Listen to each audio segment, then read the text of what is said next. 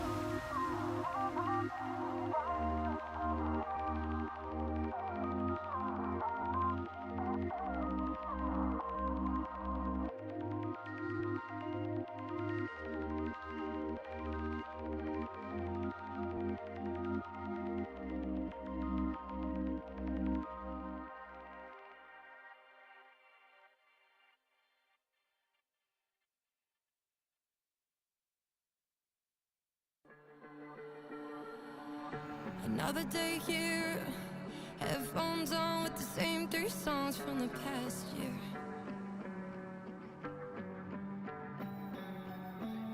Another cheap beer from Ben at the bar who fucked me over on the rent. Can't believe he's still here.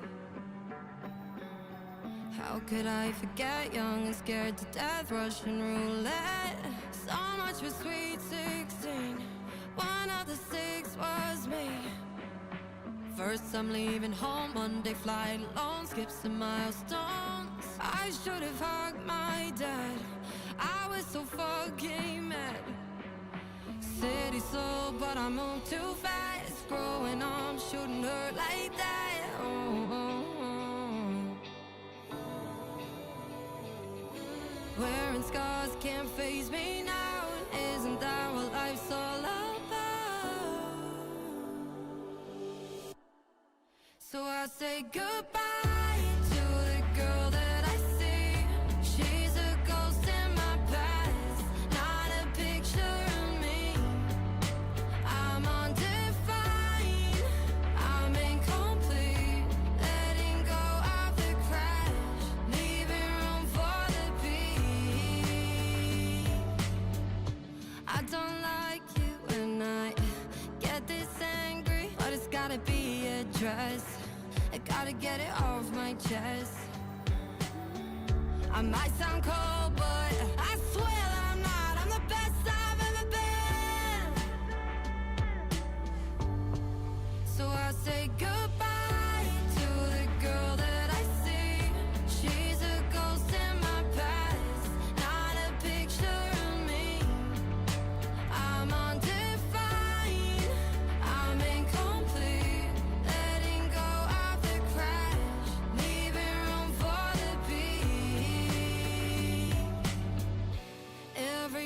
more than my face. All the times I escape, body bleeding for change. And it's the craziest thing, I do it again. So I say goodbye to the girl that I see. She's a ghost in my past, not a picture of me. I'm undefined, I'm incomplete. Letting go of the crash, leaving room for the peace. Sometimes I feel like it hit me last night or before, but and it goes away. What if it comes back and it goes away? And it comes back. What was the feeling? What was the actual feeling? Just like change. So it's just like, it symbolizes a lot, I think.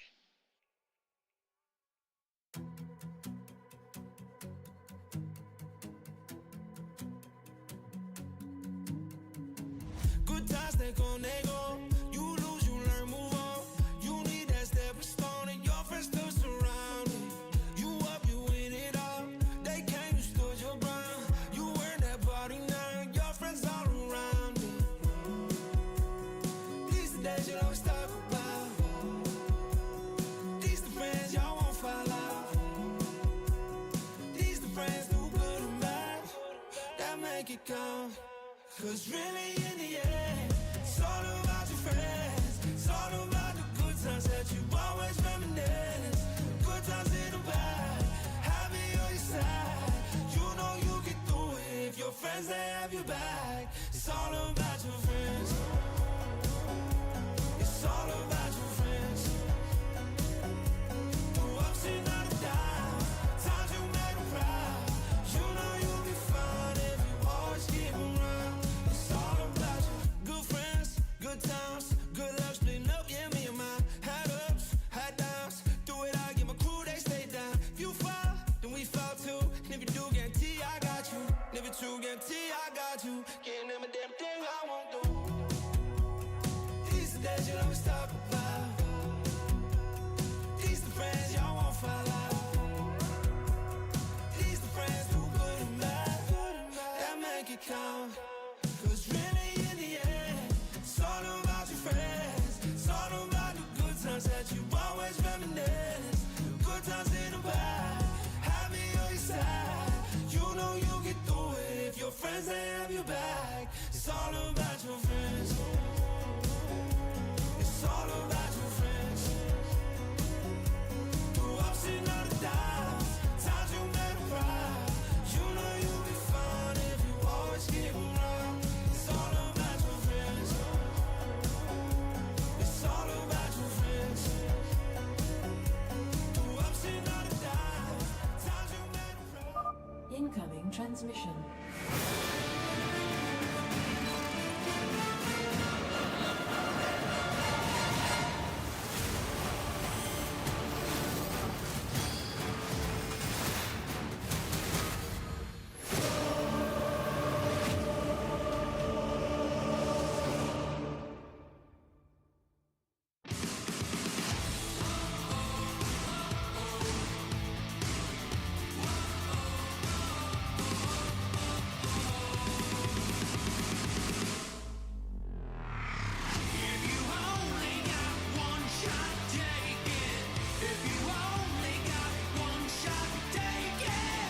What is up, everybody? Welcome back to the GSL.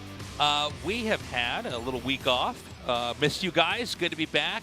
Today and tomorrow, we're going to be wrapping up the round of 8. And, of course, in just a few days after that, we'll be going to the round of 4 and the finals. Yeah, finals actually pushed all the way to Sunday, so a little bit of a schedule change. I can't remember if we talked about that last time before we went on break or when that change took place. I don't remember for sure. It was a pretty sudden change, so welcome back, everybody. But, yeah, if you're going to be joining us for the finals, it's not on Friday. It's on Sunday now. Yeah, and I actually heard from the producer those tickets sold out already, Yes. which is no surprise given There the are way things have been going. Yeah, there are some tickets that are available still for the round of 8 for today and tomorrow. But yeah, our finals have already sold out, unsurprisingly.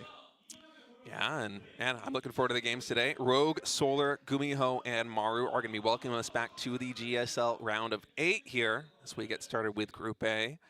And it's going to be fun to really dive into TVZ again like this. I feel like we haven't really had too many groups where we've had just 2 races or even just 1 race. We've had a couple coming up here. But yeah, it's going to be a lot of TVZs. Could be all TVZs. Either that or some TVZs with some mirror matchups here. But no Protosses today. We saved all those for tomorrow.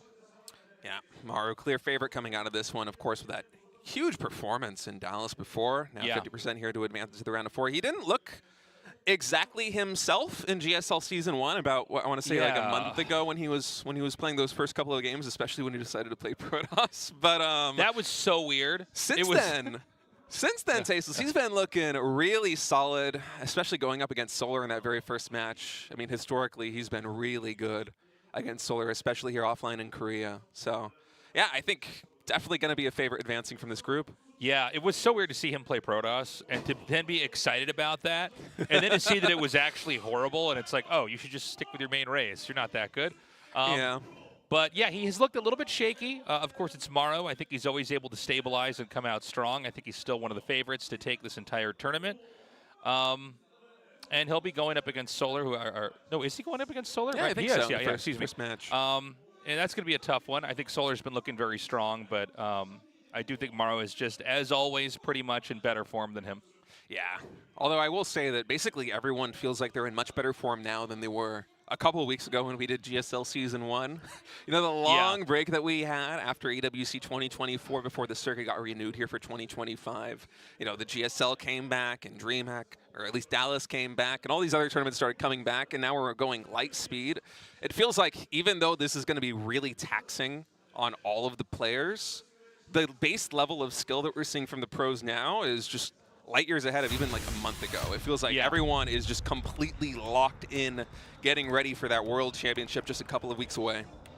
So, you know, it's going to be nice to have this season wrapped up. You were saying earlier, like, we had a whole lot of downtime here with StarCraft 2. There was a lot of uncertainty to if and when these, not just the EWC, but all these leagues which are kind of linked into the EWC. We sort of plug ourselves in as a filter mechanism to see who the best players are. They go to the Esports World Cup and play. But because of delays, we just didn't have that much StarCraft. So it's been kind of wild to just suddenly have everything happening at once. It's like every day there's something StarCraft 2 going on. Different tournament organizers are struggling to have their stuff filled in the empty spots here. So, yeah, I mean, it's been fun to see the players really back into shape as we're here in Season 2. And it's going to be nice to see who's going to be taking this. Could be Hero again, by the way, winning this season once more. I mean, he looked to be in great shape in Season 1, which was just a few weeks ago. And with the way our schedule's been squished together, we're already here towards the end of Season 2 this week. Yeah, honestly, it does feel like basically anybody in the round of 8 can take it. It's gotten so competitive out here. Maru's looking, as I said, way better than he was in GSL Season 1. He might be back for another GSL title. I mean, there's so much to say about the players, but of course, GSL right now, it is crowdfunded. If you guys want to support, you get all these nice perks that you see on screen. The replay package somehow miraculously always gets sent out to patrons before I get home after a cast. Yes. So they are on point. They are on point with these updates. If you want to contribute, I mean, $10 a month. I think that's the best bang for your buck getting that replay package. It is such a treat to be able to lock in and see exactly how those games shake out, especially if you want to play them on the ladder and try and do, you know, your own little GuMiho build or something like that. Could be a very useful tool to have in your belt. So not last week, the week before last week, we wrapped up the round of 12 here with Group A and B, taking the 2 survivors of each group and then filtering them to the round of 8. And by the time we're done with tomorrow night, we will have our final 4 players. Funny distribution. A lot of times we get that golden ratio where we have 1 of each race in the group. Obviously, with only 3 races, we have, you know, a doubling of one of those, maybe 2 Zergs, 2 Terran, 2 Protosses. But then there are times when we have, you know, a little bit of a lopsided distribution, and that's what's happened in these groups here now. It's 2 Zergs and 2 Terrans. leaving us with the reality of a possible deep dive here into the matchup TVZ. Possible 5 TVZs, depending on how everything pans out. And, of course, it's going to be a lot of PvP madness tomorrow. Yeah, and then Bunny's going to be running the gauntlet of the 3 best Protoss players in Korea. I do not envy Bunny at all. And by the way, it is worth noting that most of the players in the round of 8 for GSL have already qualified for AWC. There's only a couple of spots left. I think 3 of the players that we have right now in the round of 8 are still looking for that spot. And this guy right here is one of them. Rogue would love to make it to that championship. And so there's a lot on the line, not just a GSL CODES title, but every match, every placement matters because you're trying to beat out the other 2 guys who are here in the round of 8 for placement because, you know, like if Hero wins GSL, he's already qualified for EWC. They're not going to seed him in twice. That's going to go down the ranks until we finally get one player who hasn't booked that ticket to Riyadh. And I would love to see Rogue there. I would love to see a lot of these players there. Only time's going to tell. But for Rogue, I have to say, TVZ right now, it's looking really dangerous for these Zergs. These Cyclone builds that we've seen GuMiho have doing has been really crazy. And in addition, also it feels like even if you don't play a Cyclone build, the killing potential of some of these Terran openings is so scary on 3 command centers. You know, a couple years ago, maybe about a little bit over 2 years ago, it did feel like the Zerg had the ability to basically stretch the game out, where it was very hard to see them die to a push. It was almost remarkable if we saw like a Zerg's 4th base get busted down and run over, and they were just able to kind of sustain and hang on. And that the result of that is it brought us to the exhaust play from Terrans, which is we'll try with a push, but once we're confident it's not going to work, we're going to pull back. We're going to turtle for the rest of the game and try to bleed the Zerg out for resources on their side of the map, kind of reversing the roles since Zerg grow faster than Terrans do on the map. But you're right, State. It seems like now Terran have a lot more lethality with their pushes and able to kind of kill the Zerg off. So it's going to be a lot more down to whether or not Rogue can hang on and defend in the early game. Anyways, guys, that's ready to go now.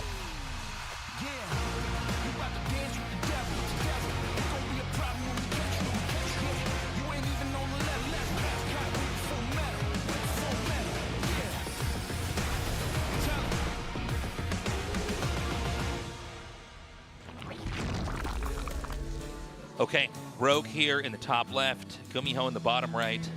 Already rallied into the refinery. Yeah. You know, with GuMiho and TVZ these days, I feel like the question is not whether you're going to see a Cyclone. The question is how many Cyclones are you going to see? Yeah, this really does feel like out of all the eras we've had in StarCraft 2, but obviously with Legacy of the Void and the role the Cyclones had in it, like, Cyclones feel stronger than ever now. And it's hard to not want to just go for them here. They kind of are. And at this point in time, we've had GuMiho go for mech and Cyclone play more often than he has avoided it. And he's always been the player to kind of push the envelope in terms of going mech in matchups where, you know, mech might not really be. Oh, is that Artosis in the audience? Rogue is the GOAT? Welcome, everybody. Yeah, welcome, everybody. It's good to see you guys down here. So, yeah, I mean, if I had to bet, I think we're going to see Cyclones here. Actually, and I could be wrong, you correct me if you think I'm wrong about this, I think Solar might be in a little bit better shape than Rogue as of right now. I would agree with that. Even though I think Rogue has historically overshadowed Solar, you know, as, you know, literally being one of the most accomplished players in the whole game. But if we don't see Cyclones here now, I think they're going to be coming more often than not in this series. But it's possible he has alternative builds that he thinks he can just pick a game off of Rogue with. Yeah, it's entirely possible. But with a gas burst opening like this one, I think it's almost an inevitability. Factory and barracks at the entrance here. This is much harder to pull off if you're in the top left and they're in the bottom right, because add-ons always stick out of the bottom right. Even then, I mean, there is a big Achilles heel here, having your tech out. I don't know if Rogue's going to look at that and have some kind of plan to come in and try to punish that, but I just want to put that out there.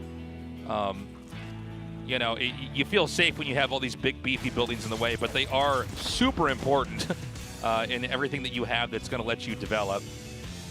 Yeah, it's an interesting thought, because I feel like for Rogue going into this series here against GuMiho, you're probably expecting exactly what you and I were saying. He's going to make Cyclones. He's going to go mech. He's probably going to mix in battle cruiser at some point as we see. The add-on switch coming in. Reaper is going to be able to shoo that Ling away, but even a couple seconds delay right here is going to be a hiccup in the... Oh, it gets in the main too. That's good for Rogue. But I mean, you see the factory switching onto the reactor like this is Zerg, and I would imagine that Rogue coming into this GSL, of course, given that we just had a week off and you know these matchups in advance as the players, might have something special cooked up for how to deal with specifically GuMiho's flavor of mech. I don't know if that's going to be something like a Nidus Worm. Rogue has used Swarmhost in the past to varying degrees of success to try and deal with Terran mech. I'm curious. I'm very eager to see what he's going to be doing here against GuMiho, because GuMiho right now, especially in this matchup, seems like one of the hardest players in the world to prepare for as the Zerg. Well, it just feels like he's in the game's current state is such that like what he was already doing looks really strong now, stronger than even before. We've got Banshees with Cloak coming up here. I think this is actually the second drone that was sent out here. I think there was one that was sent out a little bit ago that was killed. But he's going to try to run in. I mean, look, delaying the third hatch twice is nice. I hope I'm not imagining that the first drone was killed, but I believe I saw a drone being sent out a little bit earlier.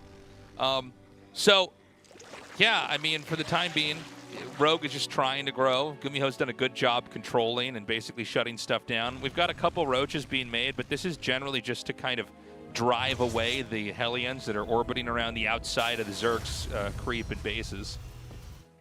Yeah, still only 43 drones as the third hatchery goes down. We'll see if more drones follow. They are getting trickled out. And I'm leaning towards what you're saying, that there's just going to be enough roaches on the ground to really shoo away the Hellions. And if there are any initial Cyclones, those first couple of Cyclones. But for now, GuMiho back at home. He is happy to macro up. He's building a third command center, adding on 2 additional factories. And he's actually mixing in siege tanks relatively quickly here. So we haven't seen a Cyclone just yet. His Cloak is done. This Spore Crawler, not near completion. We do have 2 Overseers on the map. None of them are here in the main base, though. So a lot of drones getting taken down. I mean, this is way more than I thought would actually be a hit. The Hellions try to come in. They're driven away. The Banshee takes damage, but it's going to get out and could be repaired later on. And all this is setting up for, you know, a very comfortable push, a very comfortable move out here. We have that third command center done, and it is more factories, so it is mech. But, you know, every drone that's killed off, especially when it's not even at the sacrifice of a Banshee, but just at the sacrifice of the Banshee's health, that's really good. That's really strong for the Terran. Yeah, and with the third base so delayed here for Rogue, he's only just now starting to mine from it. GuMiho's got a pretty sizable lead in terms of economy. Like a 3-worker differential here at, what, almost 6 minutes? It's not really what you want as Rogue in this situation. And I'm very curious about the way that GuMiho is approaching this. I was fully expecting him to open with Battle Mech. That has kind of been his MO here in the early game, but he's going 2 factory siege tank right now. This is kind of... Yeah. Huh. Well, I think it's siege tank accumulation maybe into Cyclones later on. Yeah, it could be, but this is a different flavor of TBZ mech that we've seen from GuMiho. It is. No, it's different. I kind of dig it, though. So with the Cyclone style, you kind of run in, you target stuff, and then you just kite. You just abuse the fact that the Cyclone is just a more mobile unit and can target and lock onto things, especially if you have vision of it. And you sort of chisel them down. You kind of try to bleed them out over time, and eventually you reach that kind of tipping point. It seems like this is going to be more one where he's going to have a lot of tanks accumulated up and probably have this kind of jaw-breaking push. Yeah, and Rogue is actually going to be the one that's going to flip the script and get aggressive here, Yeah. Tasteless. He has cut drones at 53, and there are a ton of Roach, Ravager, and Hydras streaming across the map. I feel like this is a move that you do anticipating Battle Mech from the opponent, but GuMiho is nothing but Hellbats, Banshees, and Siege Tanks. It's going to be really hard to break this position. Rogue now pushing in.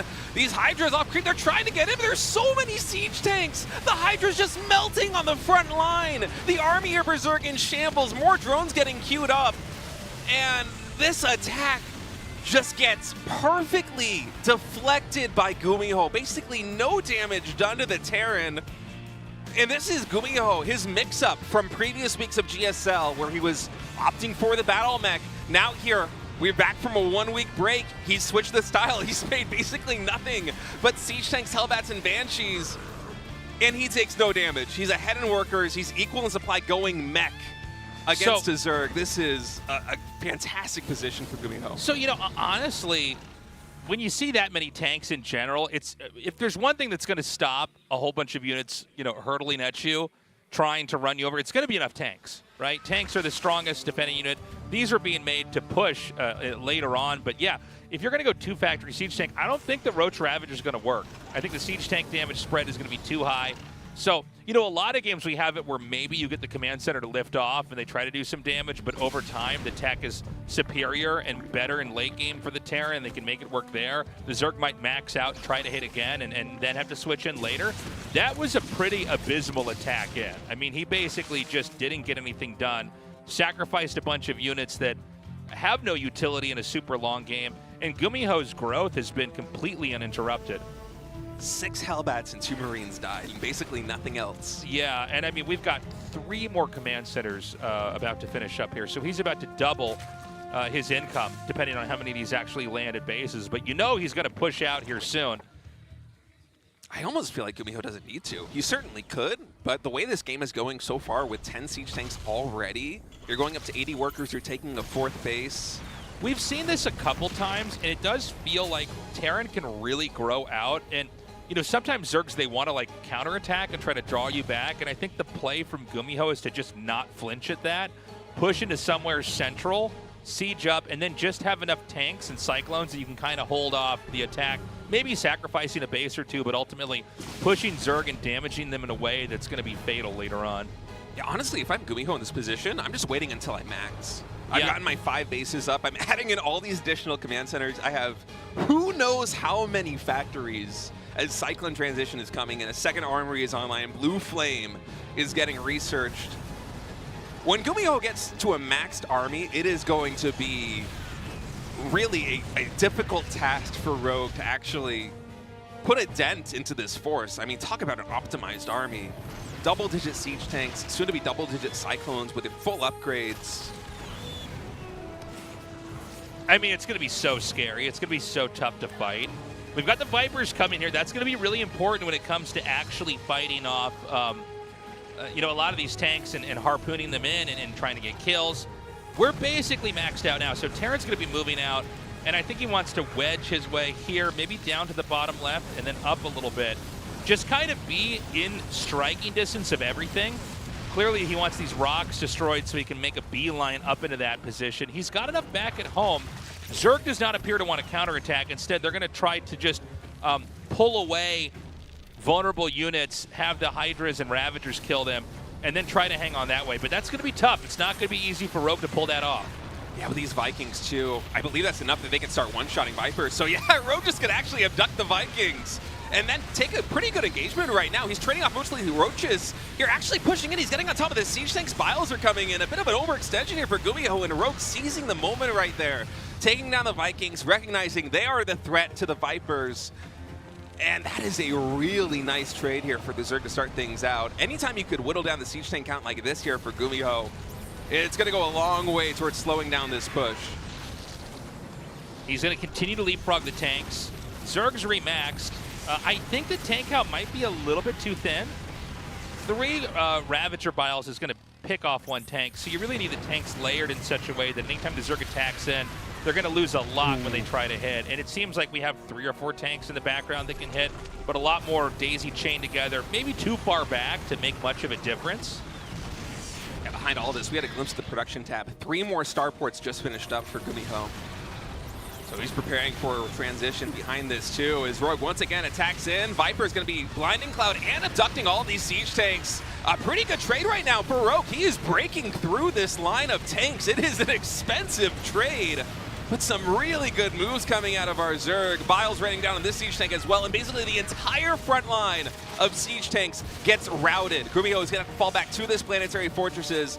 Will he remax on Cyclones or more siege tanks? He basically just got reset on the board. His army supply all the way down to 65 as Rogue continuing to push in. I mean, you got to point out, when you lose tanks, they take a long time to remake. So we're seeing less and less tanks over time, which means the whole position here for GuMiho is just a lot more fragile. He has leaned more into Cyclones, which are a little bit better at a back and forth here. I mean, there's not a whole lot that, like, as an example, Roaches can do to fight Cyclones, right? They can attack into them, the Cyclone runs away. They can retreat themselves, and then the Cyclone will chase them down and get the kill. They just have an advantage as far as speed and range goes. But yeah, the push itself was shut down by Rogue. And, you know, we have Terran with an actually shockingly good spread of bases. Unless I'm missing this, I think they're literally even in bases, which is kind of a weird thing to see in a 13-minute TVZ. Terran actually just sitting on a lot of real estate right now. But I think the punch that GuMiho had packed is kind of gone, right? I mean, the Siege tanks are we're not even seeing them being made anymore. It's kind of a weird hodgepodge of Hellions, Cyclones, and then like Vikings, which is kind of a funny mix to fight. We have Infestors in the mix, which is going to shut down these Cyclones really bad. Banshees as well, if he can target them. Oh, this is such a cool move by GuMiho, adding in Banshees again. He has 5 Banshees right now. I think those 3 Starports are putting in the work in Banshee production. There's very little anti-air left for Rogue. And so, okay, the Queens are finally able to clean this up. Nice move by Rogue being able to clean those. But losing Infestors like that, Fungals like this are going to be how you catch the Cyclones, as Rogue is once again, he's moving in. 1 Fungal is going to take down 3 of the Cyclones, but you see the micro potential here for Terran. Even on creep is so high, these Cyclones, they lock on so quickly. Those Sacrificial Banshees allow this move to happen because Fungal, it's not the threat that it once was. Hellbat's also transforming in. GuMiho just throwing away minerals right now. His economy is through the roof at 88 workers, all of these bases. Seems like Rogue is going to stabilize, but again, tasteless, the Banshees coming back. And they're just getting so much value right now in the sky. Both sides have had supplies plummeted. A kind of random novelty Swarm Host comes through. They're a nice job with the Lings actually killing some SCVs off. That's a big win here for Rogue. The problem is that I think that the army that GuMiho has, you know, he had such deep pockets here with the resources. It seems like that's actually plummeted quite a bit. They're both very low on gas. Quite a lot of resources, minerals, I mean, for GuMiho. But yeah, I was thinking maybe GuMiho could kind of hang on with this back and forth. The counterattacks are making a big difference. What an unusual game, by the way. Both sides on so many bases. Nobody really losing expansions just yet. It's just 2 giant armies smashing into each other here in the middle of the map in this kind of tug of war that we're seeing play out. Yeah, Rogue has done a phenomenal job of stabilizing, by the way. After that initial push into the natural and third base of GuMiho, I was so scared once that maxed mech army came out, but he has done just a magnificent job of slowing the growth of GuMiho on Rogue's side of the map. That 5th base has not been shut down yet here for Rogue here in the center. And GuMiho, he's basically had to pivot off of Siege Tanks back into this Battle Mech composition with Banshees now adding in the Battle Cruisers, but I don't know how this is going to shake out. We have 11 Infestors on the field right now for Zerg. Some of those are going to get focused down by the Banshees here on the left flank as Rogue takes another good trade. And with Neural Parasite here on the table, there is actually some big potential for Rogue in this next fight to get big damage done against GuMiho, who's relying on these high-tech units. Neural Parasite nearing completion right now. It's about 90% done, 15 seconds away. For a second, I thought, oh, where did he go? Into the main. Okay, I was going to say, yeah, making the battle cruisers, he might just be playing right into his hands. You know, having these big, juicy targets that Neural Parasite are going to get absolute crazy value out of. But warping into the main, you know, it creates a pretty big diversion. The Infestors, I believe they're all just headed back towards the main, so they're not able to help out here in this fight. Terran's kind of, okay, he gets the Neural Parasite. He's going to go for 2 more, but the Hive has been killed. Yeah, and there also isn't any anti-air really Rogue on the ground, and BCs don't kill BCs that fast. So this is kind of awkward. This is exhausting to watch. This is wild. How many BCs are you realistically able to kill with all the energy you have on those Infestors right now? I feel like one of them might go down, but this is actually so expensive from Rogue's perspective. Yeah, this is just so much energy. mana. Yeah. You know, it's funny because when you think about mana, it's like, well, that's maybe one of the most incredible resources in the game because you can just keep casting it and it'll come back later. But that's such a mana dump. It's like a Monty Python sketch. Just all these Neurals. Oh my god, if one gets away. We haven't even had a single battle cruiser go down.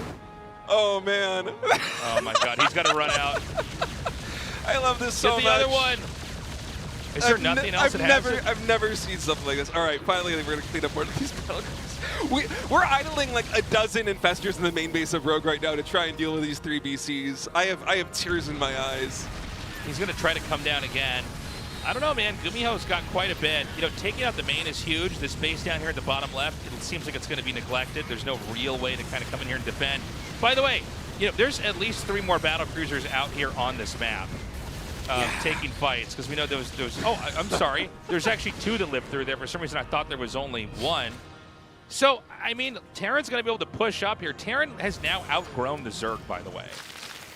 I mean, he's basically got the entire center right and a little bit north of that. Tech's been reset. I don't think there was any key tech tree buildings that were killed. Doesn't matter. GG. GuMiho wins that in kind of a, like, I'm going to make it work no matter what fashion. We had, like, the initial tank push come out, and I thought Rogue handled that really well. And he had some good counterattacks. I think Rogue probably could have countered a little bit more, by the way. Terran was, like, way overexposed on a lot of the map, especially when you go tanks and you're pushing. That means there has to be loose, exposed areas elsewhere, right? I mean, when you're making tanks over Cyclones to start, you're going to have less just kind of stuff on the board, so to speak. The tank's more expensive. It takes longer and does more damage. So that was a cool game. But, you know, when the battlecruisers came out and they warped in the main, and then it just seemed like it was a really uncomfortable situation for Rogue. He kind of had the neural parasite, and I think didn't realize how much work that's going to take. The infestors couldn't be used for anything else during that push. I think that's what won him the game. Yeah, lack of anti-air really a thorn in the side of Rogue. As we're going to go into game number 2 here in a moment. GuMiho leading match number 1 here in the round of 8 Group A. 1-0. Is he going to win 2-0, or will Rogue fight back on ley lines? Let's get to it.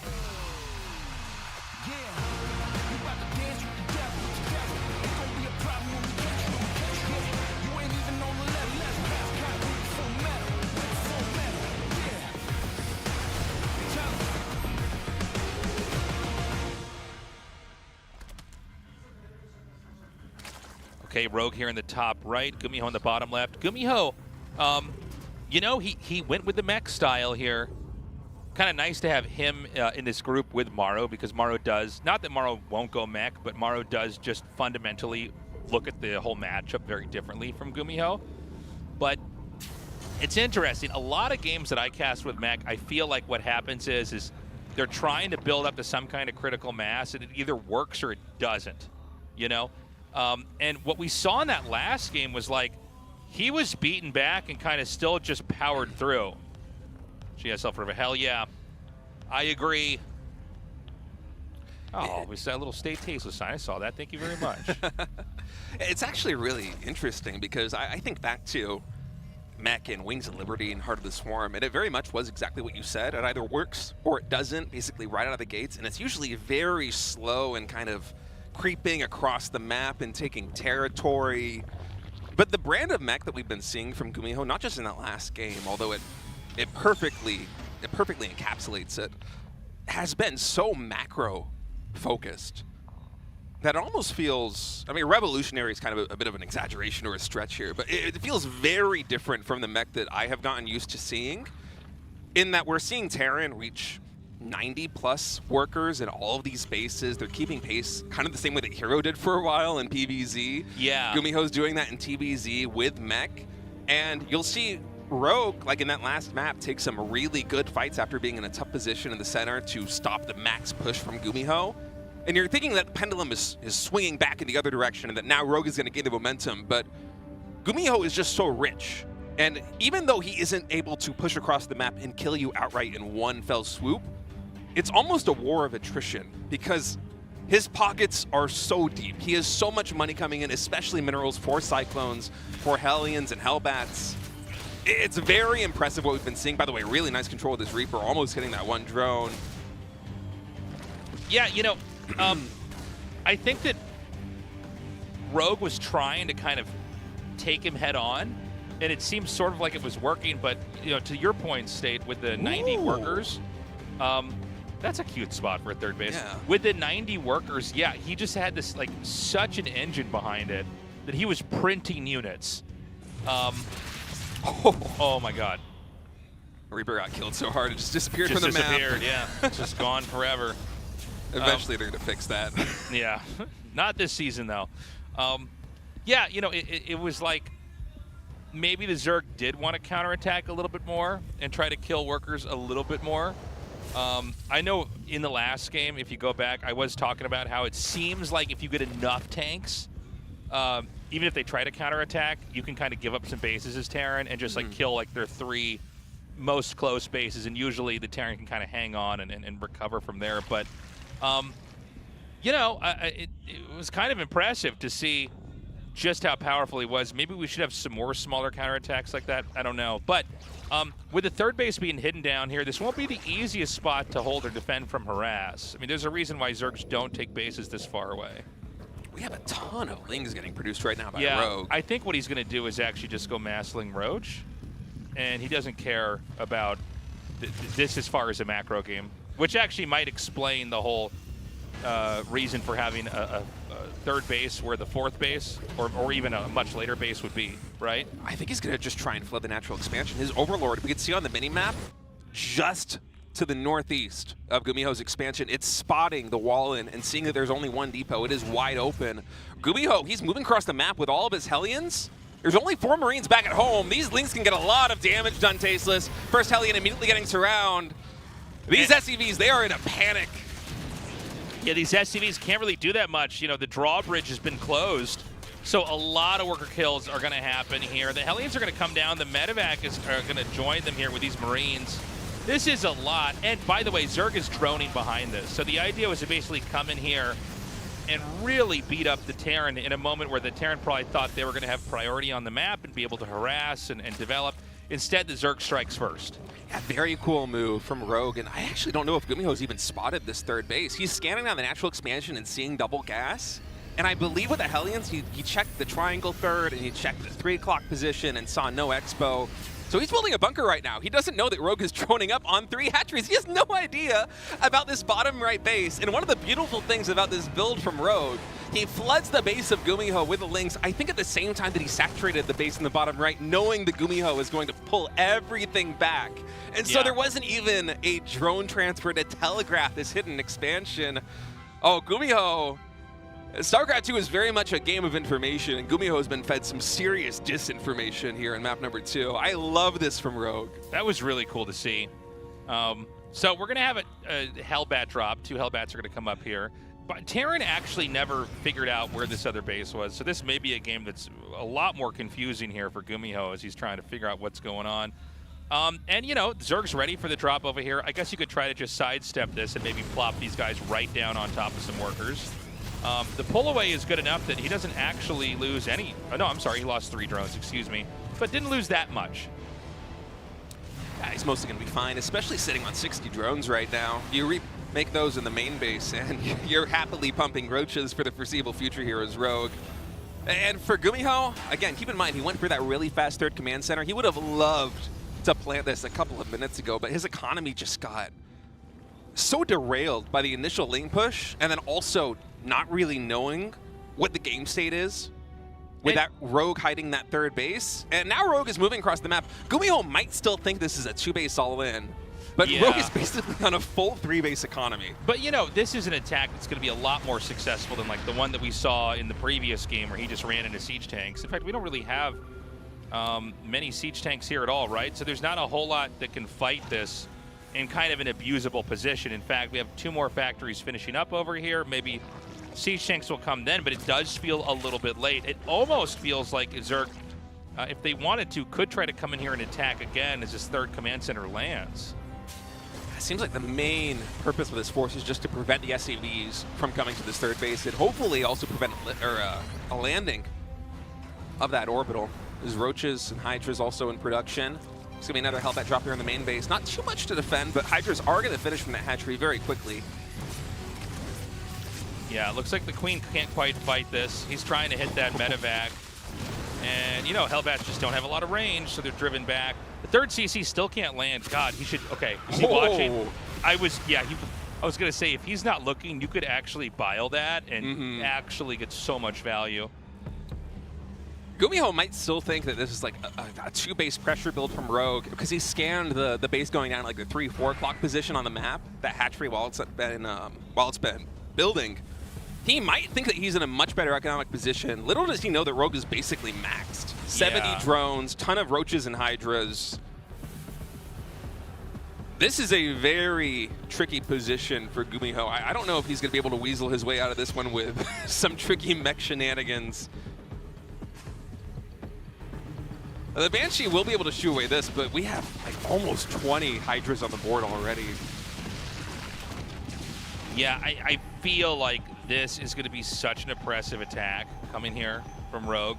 He really set up a good position for himself. Like a lot of really smart ideas happening here.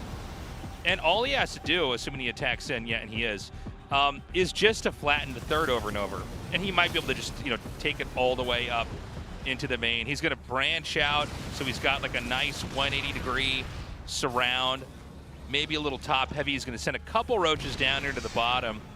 And I mean, I see like 6 tanks on screen, maybe 1 or 2 more, but yeah, I mean, this is just going to get completely overwhelmed. Now, the Banshees are doing damage, but can they kill all this off in time? I'm not so sure. In fact, if one Overseer were to come through here, these Hydras could take this out as well. We may just be going into Game 2 immediately. Or Game 3, excuse me, immediately. Rogue just was such a cool strategy here. Even though siege tanks there in the natural expansion were not actually sieged up as Biles rain down on this camp. In the main base, GuMiho says GG. A beautifully crafted strategy by Rogue. Everything worked so well in Synergy, just feeding GuMiho the wrong information all on the back of that initial link flood. That was really sick. I don't know that he can recreate that. That's like a very unique game. I can't imagine how confusing it was for GuMiho. It was like perfectly, and I thought it might have actually just been kind of an all-in. But no, it was like just Lings enough to punish medevac moving out. He knew exactly when that medevac was going to be done. Knew that GuMiho was going to be on the move to try to get damage, to try to get value. Killed the SCVs and was making drones as the Lings were attacking in. So then he was in a really good spot. And that really obscure third base location, GuMiho wasn't able to find it. Now, if he had found it, maybe he could have been dropping Hellbats there. Maybe it would have been a different game. But that's that. So we're going to go to game number 3 now. See who's going to take this between Rogue and GuMiho. It's been an exciting series so far. Some very unique games, yeah, both on Magnatha and lane lines. It's been really good. This has been a really fun series. I'm super excited for the TVCs we've got so far today. Our game is loading up, guys. I don't know who's going to take this. It's been insane so far. Rogue versus GuMiho, continuing on.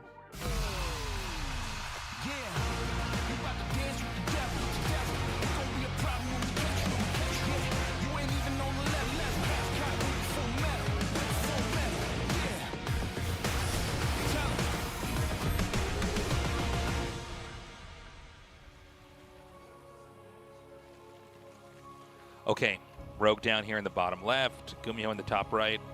One takeaway I've got so far, I mean, excellent planning from Rogue in that game.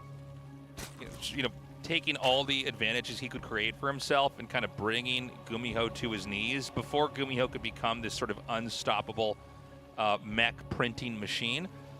But I don't know that Rogue actually has like some kind of overarching definitive play style or answer to take on that style that GuMiho is showing. GuMiho's looked really good at this so far. The first time to see GSL, welcome. So glad you guys made it. Welcome.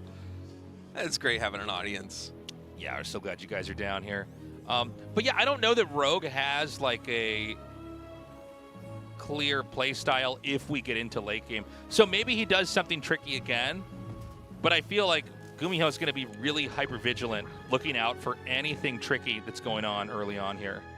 I imagine he's going to be really conservative because thinking back to game number 1, even though that attack just completely fell flat on its face, it felt like what Rogue had concocted with that Roach Hydra build on map 1 was designed to kill a GuMiho that's going really aggressive into the fast third command center and battle mech. Now, unfortunately, GuMiho leaned super heavily with 2 factory siege tank into defense right from the onset of that map number 1. But yeah, if there's anything that I can take away from Rogue, both in game 1 and game 2, it's that he wants to try and throw a wrench into the machine that is GuMiho, especially the economy of GuMiho, because frankly, again, going back to that map number 1, the economy is the scariest part of the way that he is playing. There was a moment in that game where he was down to, I want to say it was like 3 Cyclones and 3 Hellions against a Rogue that was nearly maxed. It was like maybe 150, 160 supply for Zerg. But GuMiho had so many bases, he had so much income, and he was able to remax on Cyclones and Hellions so quickly that Rogue could not get game-ending damage done, even though GuMiho had lost the majority of his army in the mid-game after one critically bad engagement. And so for Rogue, I think coming in here, by the way, really good control of these Lings. You have 2 Lings on 1 HP. This one's going to escape like 2 hits away from Disaster. Rogue just barely skirting around Disaster with this Queen timing and some nice micro. But I feel like for Rogue, you got to slow down the macro of GuMiho. Yeah. I mean, counter-attacking maybe a little bit more would have been good. I don't know if any kind of Nidus network play is viable in this. Whenever I look at these games where it's like 3 command centers and they're attacking, it just seems to me like, you know, Nidus can't be a foolish move, right? You know, I mean, whether it's a Nidus in their main or a Nidus just like outside their third, it just feels like you can kind of overpower them, right? If there's this much tech, you know, upgrades and just SCV production. But I don't know, maybe we'll have it later on. Actually have a second factory in production. Are we gonna get some Marauder Hellion? No, it's a Marine for now. Oh no, you mean second barracks. Oh yeah, sorry, I'm second barracks, yes. Huh. Yeah, I mean, this is, okay, so this is just not what GuMiho did in the last 2 games. Yeah. Now, he did get a quick 3rd command center, but he's basically going to go for some kind of a push. It could just be like a, maybe Hellbats? Yeah, I was Marines thinking, with medevacs coming out here? Yeah, I was thinking something like that when I saw the tech lab, that he might queue up some Marauders and pump out some more Hellbats, but this could also just be some buyer from GuMiho. I feel like if we were casting any other Terran player... Yeah, we just like say something normal, instead we have to speculate and make it weird. Yeah. So, yeah, I mean, it could just be kind of an unusual timing attack to come out here and hit. You know, there's a world, too, where Rogue might be cutting corners like a crazy person because he's just already deciding that, you know, there's going to be 2 more factories made in the second here. And so instead of worrying about how to attack in like he did in the first game, oh, he's going to run to the main. Oh, my God, really good trapping there. Wow, some really fancy micro from Rogue in this game. And he's not going to get in the main, so he doesn't see anything. Oh, he didn't see the Spire. And yeah. How many Lings even went down? I feel like nothing died there for Rogue. I mean, nothing that you don't mind losing. Yeah, You're always happy to give away Zerglings to take out something like that in a push. And GuMiho was basically just playing bio. I feel like we've just been trying to concoct, like, oh, what is this tricky build that GuMiho is doing here in game number 3 because it's GuMiho, but this is just looking like an A-Rax, honestly. Yeah, it's actually the most normal build ever. This is the build you teach your friends so they can learn how to play the game. He scans and he sees the Spire coming, and this is probably going to prompt movement on the map here from GuMiho. And we don't have the 4th hatchery, by the way. I don't know that the actual push is going to come. I thought it was. It's going to be just a drop for now, just to see if he can get anything, maybe kill off Overlords, kill off Creep Tumors, stuff like that. Relatively low drones, too. 49 drones right now with a bunch of mutas about to be queued up. So we have a Rogue kind of poking and prodding here. You can actually get us around maybe on some of these SCVs. Only a couple of them being sent down to the 3rd base. GuMiho showing a lot of respect. Look at the minimap. You can see basically all of the SCVs got pulled from the natural expansion as he tests the water here on the front lines. But Rogue just has so many forces out on the map right now. He's playing a very aggressive style of Zerg, very heavy into the army. He's going to be looking to get some damage done. A ton of mutas about to finish, and now he's going to come in to that 3rd base. But GuMiho, he is preempting this. He's already going for the wall in here at the natural expansion. The Marines are in a fantastic defensive spot. I almost feel like for Rogue, you need to wait until Baneling's speed is done to be able to push into that 3rd base with those Marines so firmly entrenched within the minerals. That is just a tough position to attack into with Ling Muta. So he's going to go for Ling Bane now. I mean, I think that Marines are turtled pretty well, but that can end up getting punished when you don't have any tanks, right? Because then they're just, unless they can snipe every Baneling, they are just going to get hit. He's going to try to pick up. He's going to pull away, but the SCVs are exposed. SCV's exposed, but no big Baneling connections on them again. There's no Baneling speed, so 4 SCVs are going to fall. Some of the Marines are going to fall, but overall, it feels like a relatively cost-efficient trade here for GuMiho. Keep in mind that Rogue, again, is on relatively low economy. Only 56 workers, a couple of them getting trickled out. Still no fourth hatchery here for our Zerg player, so he kind of needs to get damage done. Baneling speed only just now finishing, but this pure Marine medevac army from GuMiho, if he can control the Baneling count the way that he has been, it is going to be very challenging for Rogue to take a favorable trade. Ling Muta with no +1 Carapace against +1 pure Marine is not going to trade well over this next minute. He's just started his fourth hatchery, by the way.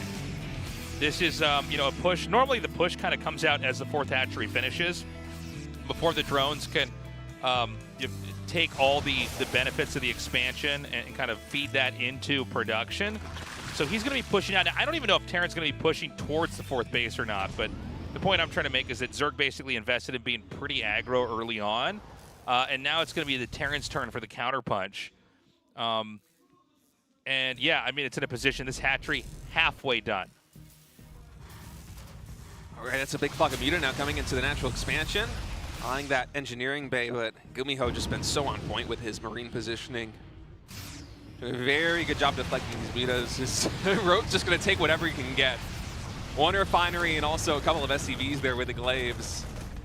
This +1 Carapace is now complete, so relatively equal on the upgrades. I do believe, yeah, GuMiho does have a second engineering bay, I think, done. So +2 infantry weapons starting well before +1 infantry armor is done. Ooh, +1 armor actually might get denied. That's a juicy one. The SCV is running here to repair, and I think he can save it. Ooh, very close, though. At the same time, there's a drop here. Bottom of the map, but with Lings and Banelings coming in. No way to target those Banes with that weird angle they were coming down. The Medivacs kind of cover it up. The Mutas are still in the main, doing quite a bit of damage. The drop is going on, but there might just be enough Banes and Lings you can kind of aim move to wherever the problem is, and the Terran has to play keep away. I want to watch these Mutas. I'm looking at the minimap again. They're going into that mineral line. The missile turret falls. Marines are going to be able to push this away. +1 infantry armor did complete here for GuMiho. His missile turret barely surviving. He's actually going to go for the SCVs instead and hope that GuMiho isn't watching. One of my connections is not the best, actually injuring the bio quite a bit. Some of these Marines, they don't have enough HP to stim.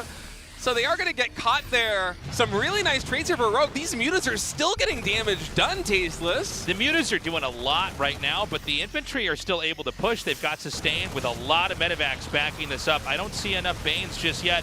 A good surround, and he's going to have to pick up and relocate, but the pressure can continue on here. Oh my God. This so actually, many SCVs. This might just be a win for the Mutas. I mean, we're at 27 SCV kills here. 73 drones to 41 SCVs. The Mutas are still moving around. They're still getting work done. These Mutas just getting so much value. Even coming in, might be able to catch one medevac. Oh, barely missing it. I was wondering this whole time, as GuMiho is going for the drops at the 6 o'clock position, why isn't Rogue bringing the Mutalisks back to just stop this drop? But he recognized wisely that the potential for aggression there with those Mutas was so much more valuable than just stopping GuMiho from getting a couple of chip damage in, you know, at the 3rd base, at the 4th base, at the natural expansion here for Rogue. And what a great call that was. I think 30 plus SCVs fell or near it for GuMiho, as add-ons just continuously get taken out here. I feel like this is the 2nd or the 3rd add-on that has fallen here for the factories. The factory even is low on HP. This Thor, Rogue goes in for the magic box. Luckily, GuMiho is able to lift that away. Oh and now there's a Ling Flood at the 3rd base. Rogue is looking really good. He's actually going to be able to deny +3. Oh, it barely survives. You should have just gone for it. You should have gone for it. The SCV doesn't get there in time. It burns down. I mean, oh, man. You know, we were talking about the fact that if Rogue's going to win this, it's going to have to be with him basically stopping Terran before he starts. But this time, Terran went for the infantry play, not the mech. But you can see this is the kind of game Rogue is much more comfortable in. You know, the classic TVZ we've known since StarCraft 2 came out, you know, Muta, Ling, Bane versus infantry comp, medevac, you know, some tanks here and there. And, you know, while this damage has been dealt, it's been tremendous. Over on GuMiho's side of the map, Rogue is expanding. He's looking really good. You know, as far as workers go, GuMiho's still trying to catch up. It's 59 SCVs now to to 87, which is an absurd amount of workers, and the harassment's still coming in.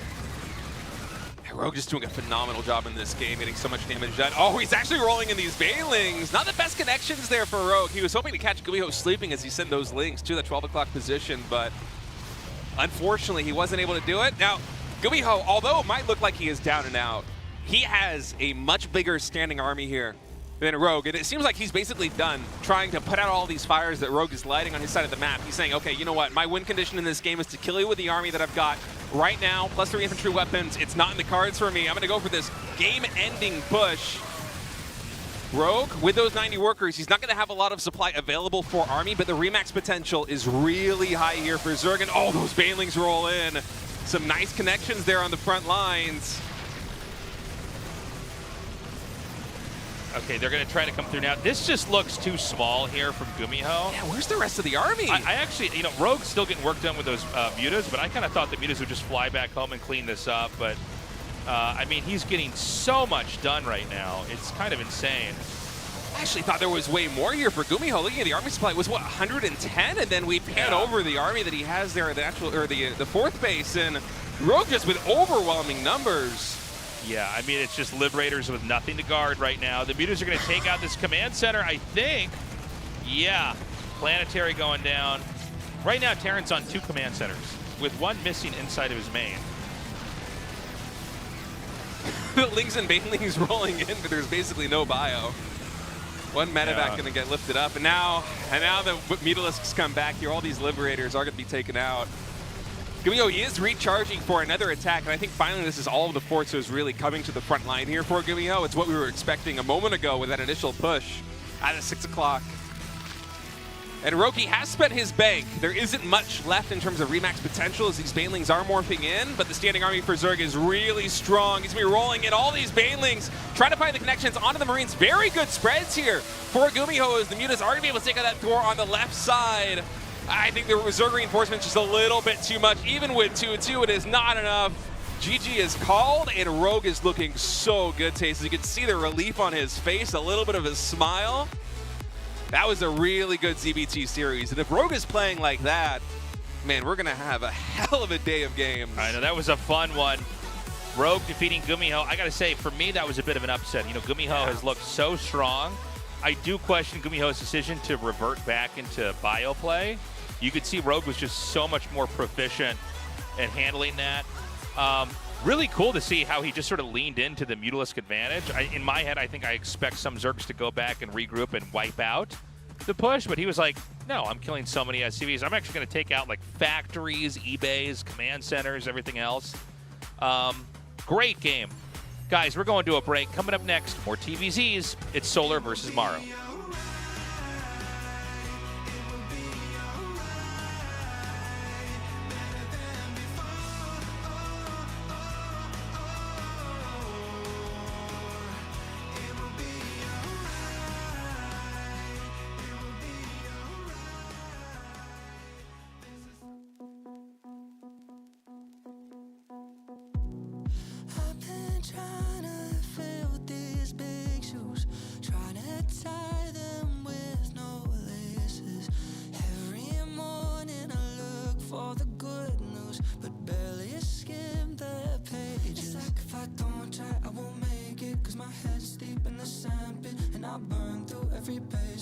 And wonder where all my money's gone. If I don't look, I won't find it. Dig my head deep in the sand pit, cause inside I'm still a shy kid, still in dreams like a bandit on the run.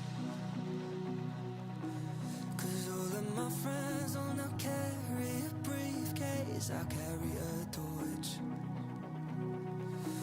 Like everyone's built a house for the weekdays, but I'm building a fort. And I keep on waiting to wake from my dreamscape. But really what for? What for? What for? But really what for? Son, you gotta go, reach a little higher. It's time to get serious. Experience will take you from a boy into a man. Sunday is that up and down, run, fly by like the wind. I'll stay glorious, notorious, cause you can't take the boy from Neverland, yeah.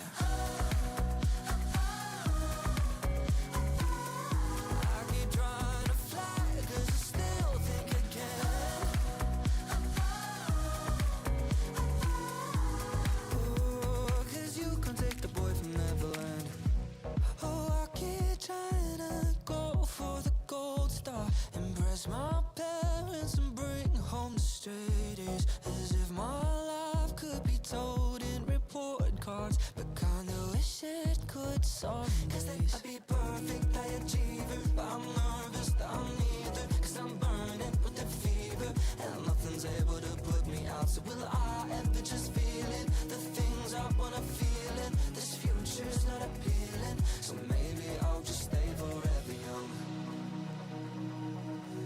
'Cause all of my friends will now carry a briefcase, I carry a torch. Like everyone's built a house for the weekdays, but I'm building a fort. And I keep on waiting to wake from my dreamscape, but really what for? What for? What for? But really what for?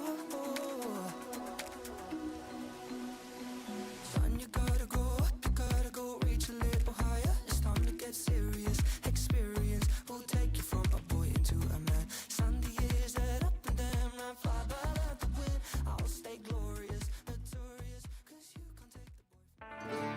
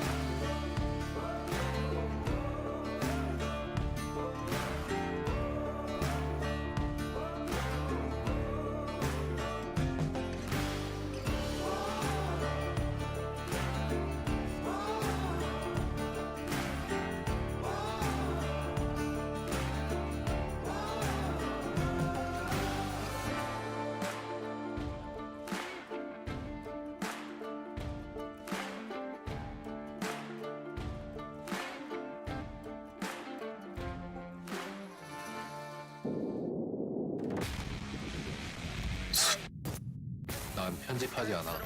그게 진짜 나니까.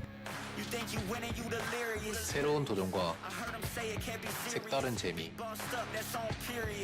함께하는 즐거움까지.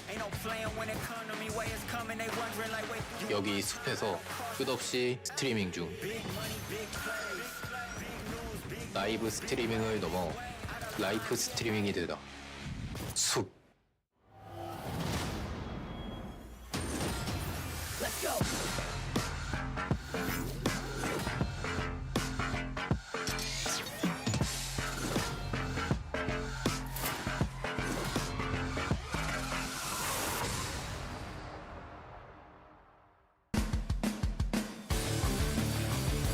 Welcome back, everybody. That was a hell of a series.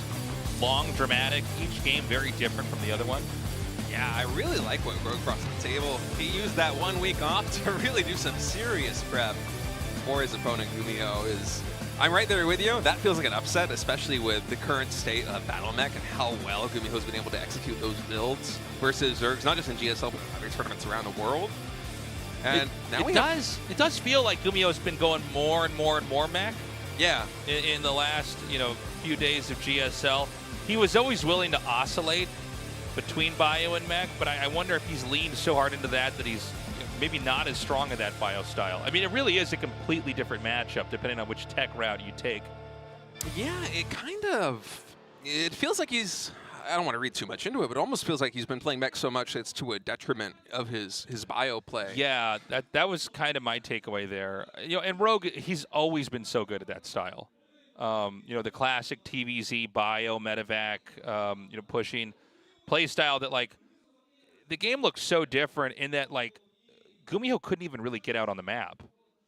And the moment he did, he was counterattacked. He was whittled down so much, and then he was ultimately surrounded. But yeah, I'm wondering if we're going to see more mech and less of that here from GuMiho. I don't blame him for trying something different. I think that's kind of how you have to approach a best of 3. You're never going to be the best when you just do the same build over and over and over again against a good player. They're going to make the adjustments they need to make to beat you. So you have to be kind of randomizing your build order selection. But definitely drew a build and a play style that Rogue was able to punish. Yeah, even in game number 1, though, when GuMiho went for mech, he did it a little bit differently than we've seen him do in the GSL before. He went the double factory siege tank super early on. So both players really using that 1 week to their advantage in terms of preparation here. Yeah. It's exciting to see the preparation, and these kind of like carefully crafted builds have always been one of my favorite parts of GSL. It's something that we don't really get too much of a glimpse into right now because everything has to be so fast-paced this year leading in EWC. But the way that Rogue was looking in that first series, now that he's in the winner's match, I'm really liking his chances to make it to the playoffs this season. Well, he's got a lot more at stake right now. So he really needs these wins here. Coming up, we're going to be going to Maru versus Solar. Maru's had some real highs already in the few months of StarCraft 2 that we've had this year, but he's had some lows as well. He has had some issues with his wrists. He was taking some time off. Granted, some of the players are just taking time off because there wasn't StarCraft 2 in season, but, wrist issues, that's always a little scary as you're moving through, a competitive season like this. And sometimes wrist issues will make players try to play shorter games or take more risks just so that there's, less game to go through, so to speak. Or play Protoss. Or play Protoss and lose terribly. There's always that. Yeah, that game where he picked Protoss was weird. Yeah, I know we've talked about it like every single day we've seen Maru so hype. since then. He's going to play Protoss. What's he going to do? He's going to lose. We can't all be Clem. Well, it's it just goes to show you there's so much work that goes into each race and each matchup that he was making moves where it's like, the other Protosses wouldn't make that mistake. Yeah. I think it actually, correct me if I'm wrong, but I think there was a rule with GSL in the past that you had to stick to one race the entire season, and I believe it was Raynor. It was actually from the original Star Leagues. I see. In the early days, the OSL, MSL was the idea was there was a lot of like race picking or requested race picking, and they kind of went, we can't have that because they were trying at the time build the brands around the players. Just like, you think of Jaedong, you think of Zerg, right? You don't go, Jaedong's also really good at TVZ. He probably is. But no, they wanted to kind of force the players to pick a race. And I don't know if that was like they had to agree to that every season or they had to, the coaches on the teams made them do it. This was like before I got here, but this was sort of explained to me, which honestly, it kind of makes sense. And I think, GSL had something similar. I know we did let people pick random as well. But I think now they just kind of loosened up the rules, with the few days of GSL we have. They're like, you can try this. We don't, I think it was actually Raynor, like when he was first starting to try and play in GSL Codes that kind of was the catalyst that allowed players to start switching races. And I know it didn't work out for Maru, but honestly, I do like it quite a bit. I think it's cool when the top players... I know this is a little bit polarizing with some people. For me, I think it's better for the sake of the show to have somebody stay with one race. I think it's better. And then you do end up with situations where, like, they'll pick this race, but if you pick that race, then I'm going to pick this race. Yeah, I think... And then you can end up with this, like, circular problem, which we haven't experienced yet. But I know... And this was also just an issue in tournaments when I was younger. Was like we didn't have a rule like that for international tournaments, and so you would have a guy. There were people that would only play like TVZ, ZVP, and PVT, and then you get another guy who does the same thing because a lot of people at the time perceived that as maybe the easier matchup to play. That makes sense. And then you would just end up with this thing where they would both I don't know. It was like it's like a game of rock paper scissors where they just keep trying to change their hand. Yeah, well, it's like, well, if you're gonna go rock, then I'm gonna go for and so it's had issues. You can just do like a blind pick. I think that's probably what we do in GSL. I actually don't know. I probably should know this, but in any case, it sounds like our players are finally ready. I believe Solar might have had some kind of headset issue, but yeah. Well, it looks like we got it sorted. Please fix the Cyclone bug. Yeah, my understanding of the Cyclone bug is that there's like some badly coded value that changes. I believe it's the lock-on cooldown is like 50% faster. I don't know exactly what the numbers are, but yeah, the Cyclone, as a result, just does a lot more DPS. It's one of the reasons why we're seeing more of it. Even though Battle Mech has always been historically pretty good, it's become a lot more standardized because this existence of this bug has been, I don't know how long it's been. It feels like it's been months and months and months, but yeah, Solar's been very vocal about his opinion on this in the past, and now he's in a group here with GuMiho. A happy group with no Protoss. Well, don't worry. There's Protoss in your future, my friend. Yeah, certainly. This is gonna be a fun one. Yeah, let's see how Maru's gonna play today. If he does survive this, it is just a few days away. We're gonna be in the finals here to this. Again, this is the road to EWC, guys. Rogue fighting for his life right now. It's gonna be Solar versus Maru on ley lines to start this off here, and potentially TVZ all night.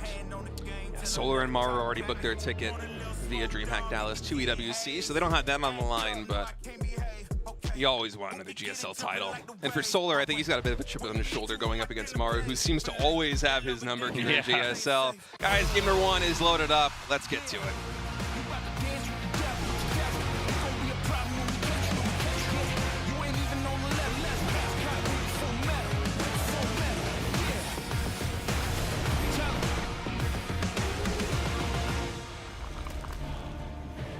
Okay, Solar in the top right, Maru in the bottom left. And these are two players that tend to bring us very different experiences in the matchup. So this is going to be interesting to see what kind of games they're going to have for us here. This is a map where you're, I think you've got a decent amount of distance as the Zerg from the Terran. And we'll see if Solar can take advantage of that. I do feel like Solar is also very willing to just go punch the Terran in the nose. Oh yeah. Early on, if they're going to take a third base. Quick third bases are just very trendy right now in this matchup, and they've always sort of been a thing in StarCraft 2, but I feel like now, more than ever, whether it's bio or mech, like people just go for that. Yeah, we're seeing a bit of a resurgence in the 3cc play, the really fast 3cc play. From Chile, welcome. That's a long flight. Oh yeah, I can only imagine. Yeah. Now, let's see what kind of game they're going to have here. And by the way, Maru, am I wrong about this? I don't feel like he's done mech very much at all. Maybe once or twice?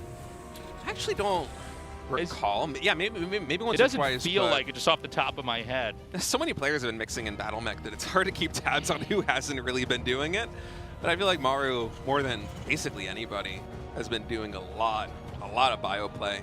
Although even guys like Byun, who traditionally just stick with the Marines and the medevacs in this matchup, have been mixing in some Battle Mech given the current state of the game. So we'll see if Maru's going to bust that out here in this series. But for now, it looks like a relatively standard opening here at the barracks on the low ground. Really fast reactor.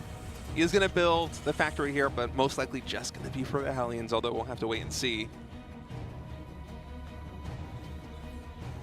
So another wall in here, this time with really important infrastructure, with add-ons on the outside. Don't know if Solar's going to do anything with that, but there's a reason why you tend to not see players do this as often on the left side of the map. Just because there is, if they could run up there and kill your tech lab and or your reactor, like that's so devastating. And I feel like we saw that more in the past. And then I sort of, in my mind, it happened maybe a little bit less. The Zerg attacks on that wall, and you mean? Terran would wall in on that side with those with that stuff sticking out there. I mean, Byun kind of brought it back for a while. I remember when he was the only one doing it. Yeah. Oh, by the way, Supply Depot down is... For a moment, I thought Solar was going to try and sneak his way into the main base, but no, he's just going to park it down by that. Natural. You can't hide your Overlord here. Oh, that's He did get in. those things are like, wait, do I really want this to be my fate? He actually killed the Overlord, too. Yeah, nice start here. And by the way, Armory going down. Now, he's doing this in the sightline of these Lings, I wonder to what extent this is him just kind of feeding some bad information to Solar and how much is him actually wanting to use this armory. It's a lot of idle time already. That armory's halfway done, so he's not going to cancel it. Huh. Okay, Marine's going to come up here. And, you know, this may be ill-advised because these Marines can't get away without a medevac. But with Hellbat's able to morph in now, kind of an interesting little push here with 4 Marines and 4 Hellbats. This is such a funny-looking attack here. But, you know, the Queens can kite this, right? So, like, as long as Lings are going to hatch here, will he be okay? Wow, some pretty good splash damage hits, though, with those Hellbats. I think the goal here for Maru is trying to very slowly retreat off creep. Yeah, this is the thing, is this can't really run away. Yeah, but also the Lings can't really get a surround on it either because of the Hellbats. It's a very funny interaction. Whoa! Look at this, 2 more factories here from Maru. He's doing it. He's going mech. Okay, I wasn't sure if you were going to see this at all here, and we may be seeing some kind of a big seismic shift in the whole TVZ meta. This may become very thematic in EWC. Yeah, it's possible. It's just, you know, as long as Cyclones are this strong, or as long as, you know, we're seeing mech. Not so much hinged on one big push, but just sort of a kind of growth-oriented map acquiring mech. Yeah, I mean, maybe this is the new way to approach the matchup. Especially in terms of macro, because it kind of sidesteps the Ghost nerf a bit, right? You don't really need to mix in the Ghost, which now costs 3 supply.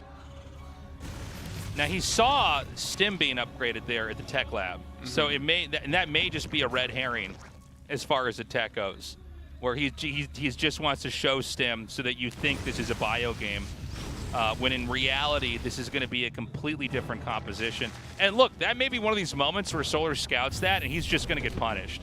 And it's going to be, by the way, this is what I kind of thought we were going to have GuMiho do more of, this sort of mobile, harass, you know, chisel you down, bleed you out mech style.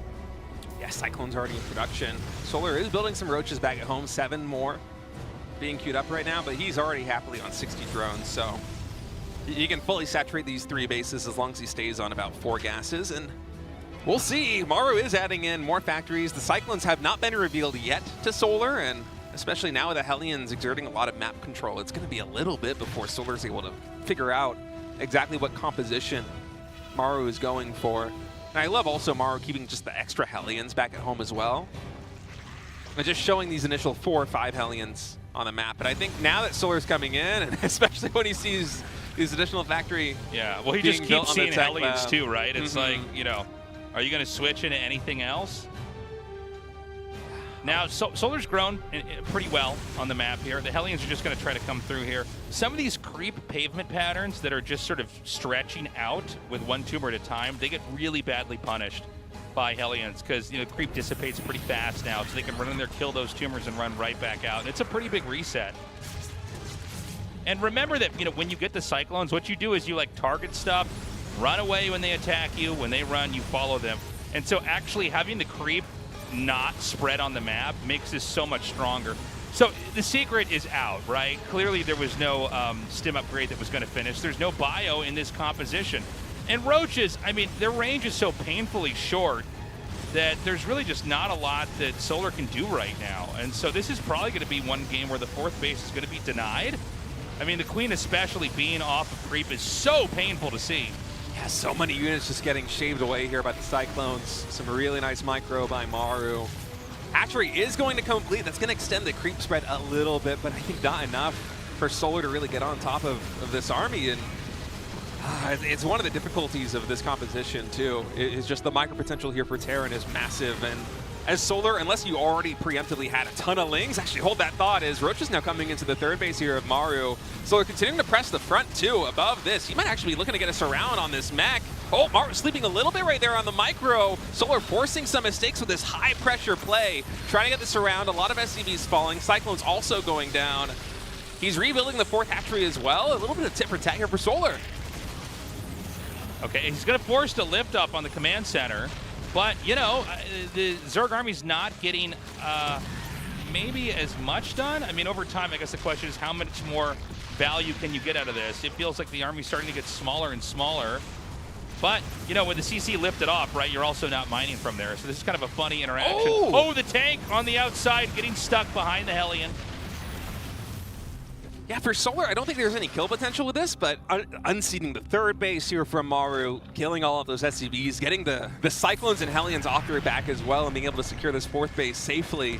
It's kind of a funny game because the fourth base was denied for the Zerg, and the third command center, like you said, was unseated for Maru.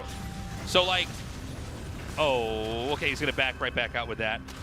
But, yeah, I mean, neither player is really getting to where they need to be as far as developing and getting an economy, and we've switched into tanks. So tanks give you a lot more sustain in these positions, unlike just having Cyclones, because eventually if they chase you into where your command center is, you can't run away without having to lift your CC off. So he's going to try to come in here now, and I mean, we're seeing a lot of units get shelled here. 2 tanks were killed, but a lot of Roaches and Ravagers were taken out. And we have 4 Swarm Hosts, and I think this is super smart. Because he's basically saying, okay, you know what I'm going to do? I'm going to get my Swarm Hosts out here, and I'm going to just target your tanks down, and we're going to go right back into it. That's actually a way that Solar could just win this game. Yeah, 11 Swarm Hosts in production. I love this move coming out from Solar. Behind it also, he's been able to revitalize his creep spread, extending his tendrils across the map. And so Solar now sitting at 73 workers with that fourth base, with these Swarm Hosts coming in. It's going to have a lot of aggressive potential, but Maru trying to find some damage. These Blue Flame Hellions coming into this mineral line. Only able to get a couple of drones thus far, although they do get lined up. Honestly, could have been a lot worse there for Solar. Is what, 7, 8 drones going to fall? Some fancy micro, only going to be 7. And Maru, right now, his production has been so reset, I feel like it's going to be challenging for him to deal with the wave of Locusts coming in, distributing the spread of damage on those siege tanks, and then Roaches just flooding on top of everything. Yeah, and he needs to go for the tanks. You do not want to go for the Cyclones. I think that's exactly what he's going to do. So he's just getting the right targeting in over here. He's going to come in here and hit that so hard. Somehow he only gets 2 tanks. I kind of believed this was going to be more powerful than it was.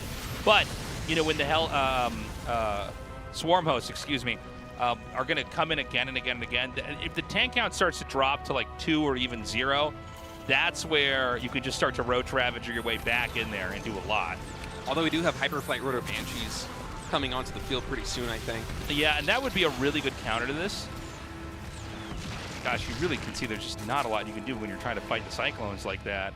Oh wait, look at the units tab. There's no Banshee. Maybe that's servos. I always get those upgrades confused. Oh, okay. In any case, more Swarm Hosts coming in right now. For Maru, you got to be really careful not to have the siege tanks fire on each other once those units come in. As Solar once again going to be attacking this third base. Maru's also taking a base right behind this, which Solar's going to basically retreat into as he gets pushed back by these tanks. The tank count continuing to get thinned out.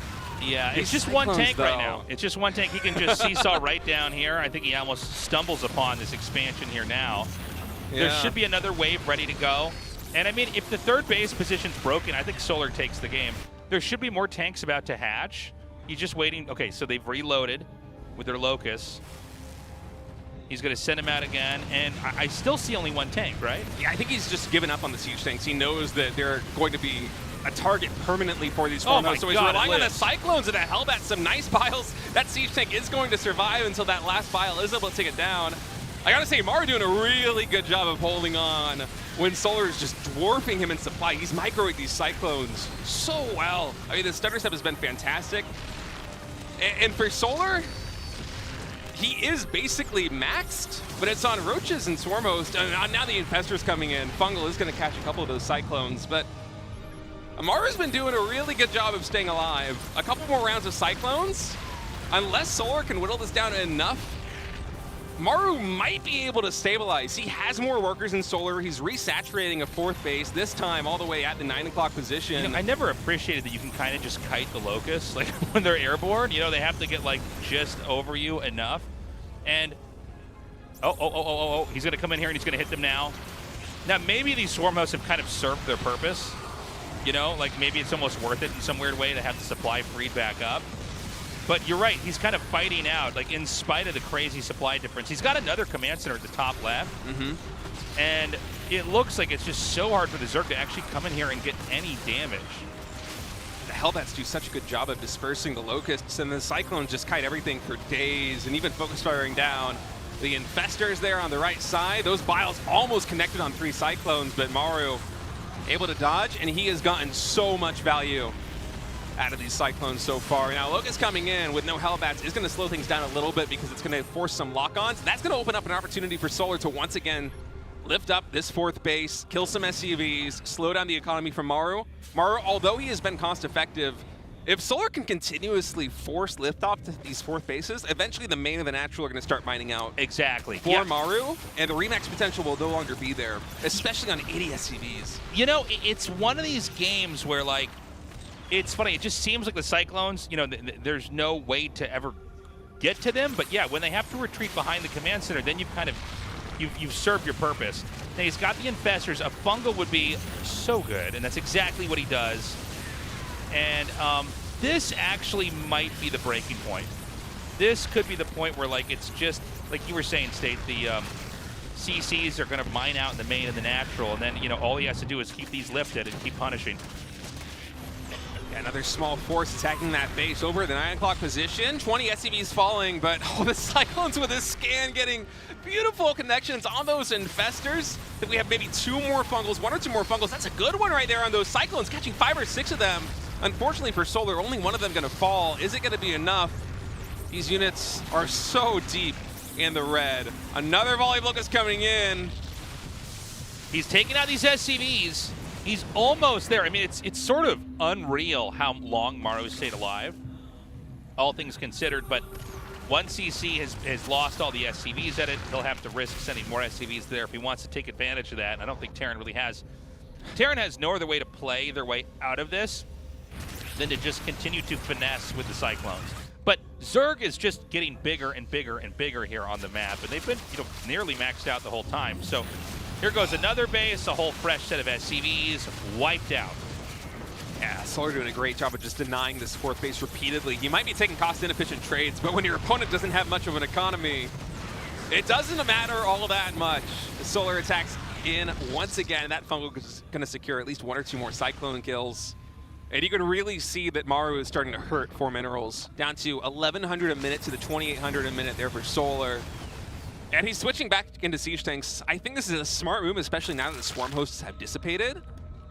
But there's just so few Minerals here for Maru that having no Hellbats to accompany them, it's really a challenge, but it's kind of a pick-your-own-poison situation here as Terran. You know, what unit composition, it's always going to have drawbacks because the economy behind it is just so bare bones.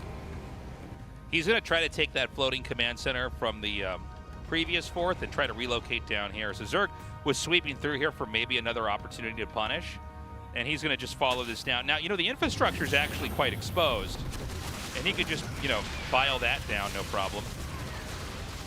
We have 4 Siege Tanks. One of them is going to be sieging up over here. The nice Fungal. Hydra's actually getting some good damage done here on the front line. The infrastructure is falling, and GG's called. Maru seemed almost impossible to kill for the longest time, but Solar was finally able to break him down. Boy, did Maru make him work for it, though. Well, you know, the Cyclone plate, my God, that's abusive. Yeah. Like, it's just, you can see that Zerg doesn't have any, like, clear answer. And you know, when I first saw the Cyclone, which was at a BlizzCon like a million years ago, I remember thinking, huh, you know, it feels like with most units, it's hard to ever chase down. But when you see it in mass like that, and obviously we've had different patches and iterations of the game, but when you look at it like that, it's like, damn, yeah, when you're like Roach or Ling or Ravager, it's like the Cyclone sort of just answers that, doesn't it? When the Infestors come out, then you can maybe, if you get the catch, you can kind of close in on him. But what Solar was able to do is he was so overwhelming with his pushes that the Cyclones, even though they were basically trading way more efficiently, they had to retreat back into base, and then it was just the SCVs at the bases left out there. But, you know, can Solar pull that off again? I think he has to have an overwhelming lead again. All right, let's go into game number 2. Solar leading 1-0 over Maru.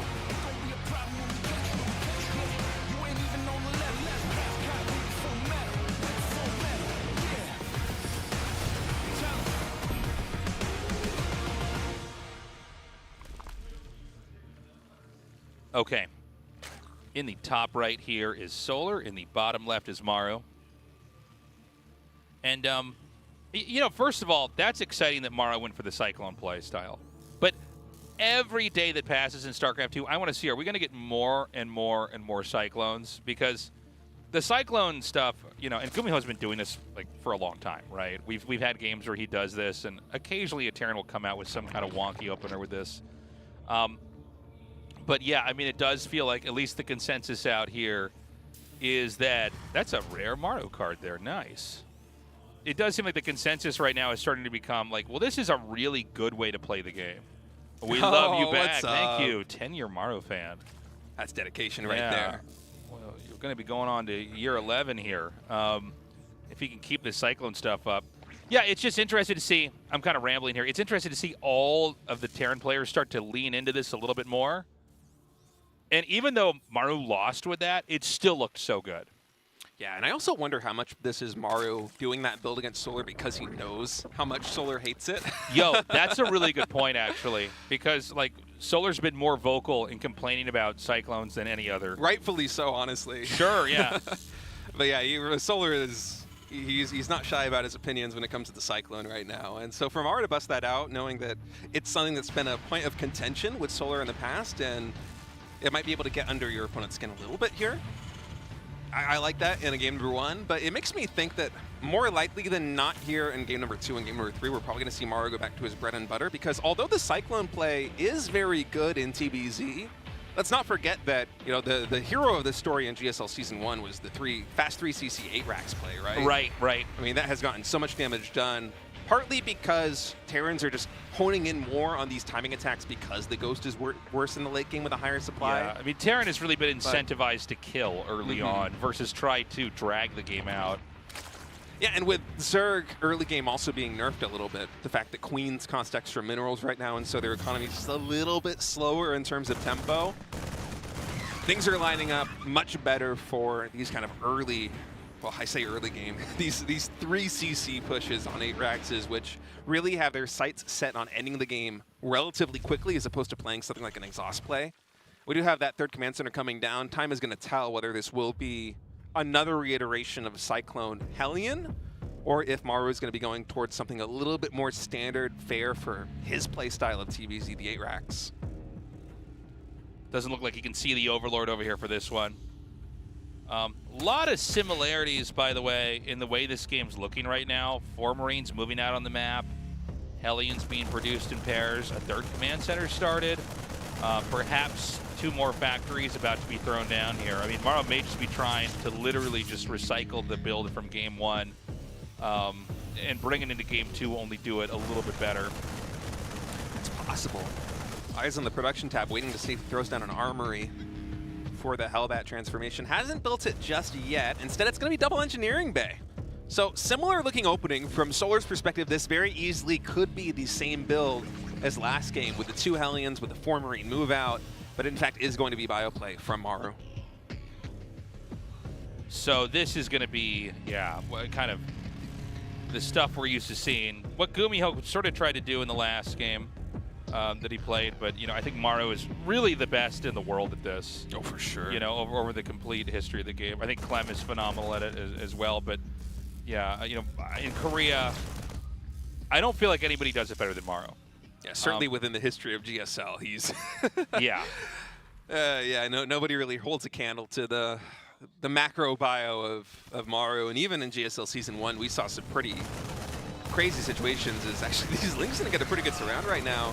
Good service area. You know, this is so real value going to down. just come in here and take this out. I mean, you're trying to accumulate enough Marines to where you have this bio ball that's going to be pretty scary. Gets in the main, sees a 3rd CC.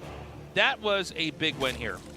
You know, Lings are the most expendable unit in the game, and you might think, you know, see that and think, well, then aren't Marines, you know, the 2nd most expendable unit? Well, not really, because Marines are trying to stim and kite the whole time. So to take that out early on is really, really big.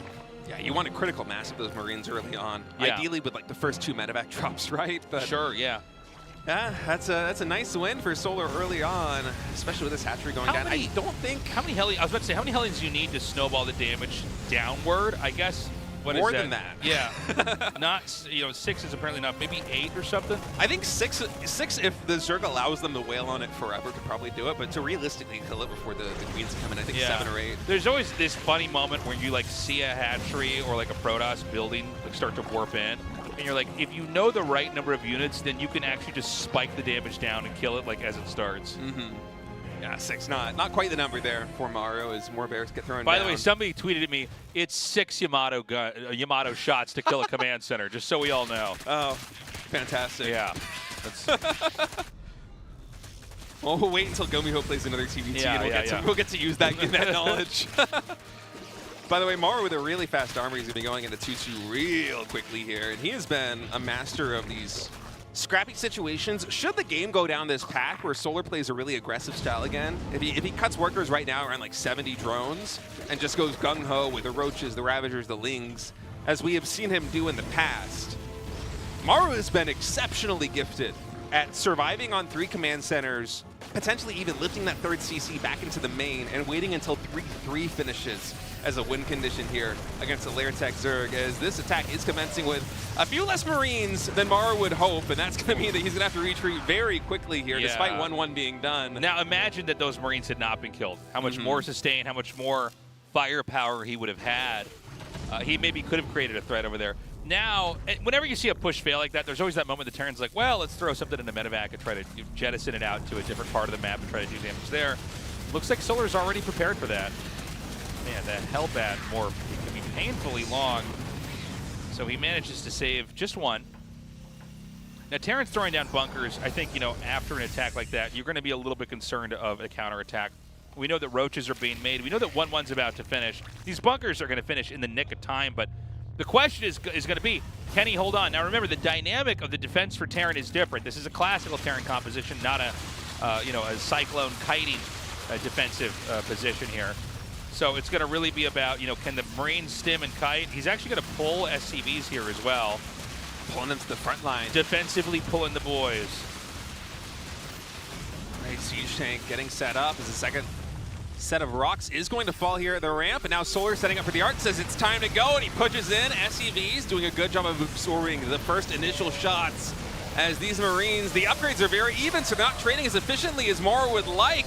Focus fire on the Roaches with that Siege Tank, trying to find value. The Vials now finally just barely out of range of that Siege Tank. It feels like Solar just has almost enough. Is he doing it? There's no more Roach Crunch line here for these Ravagers, so the Marines getting some really good DPS. 2-2 nearing completion. We have a handful of Marines, 5 Marines in a medevac, as finally the 3rd base is going to lift up, but with 2-2 done now. For Maru, these reinforcing Marines, they're going to have a lot more potential, but man, I think that's a lot of Ravagers tasteless. Yeah, I think that Maru's in a lot of trouble right now. I don't know how many tanks are actually behind the wall over here. Okay, he's got 2, but they're not sieged up. Now, we were talking about this in previous games, but it's finally becoming a factor here. The infrastructure here at the entrance like this means the tech lab and the reactor are going to be killed off here. The tanks are well placed, and somehow the barracks actually gets to land. That's kind of crazy to me. But, gosh, if he just kills that depot, I guess it doesn't really matter. He's going to get in no matter what. I think this is GG. Wow, Solar going to defeat Maru here 2-0. GG. By the way, ZVZ and then TVT today. No full-on TVZ day. Man, Solar with that push in game 2. 2-0 win over Maru. We've had some real interesting series. In my opinion, 2 upsets. Yeah, this is not the results I was expecting. I feel like we've done GSL for so long now.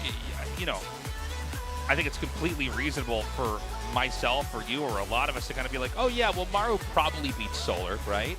And then with the success GuMiho has had, and Rogue was gone for a while, right?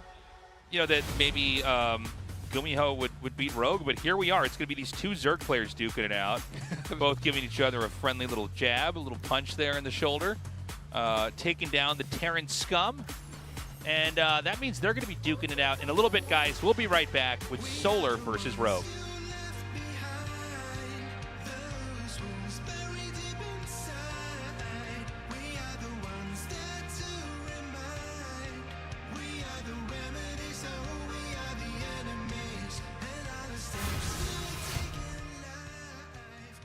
And if of days, I've been a haze, wearing my darkest clothes. Smoke on the walls, flooding the hall, feels like we're getting close.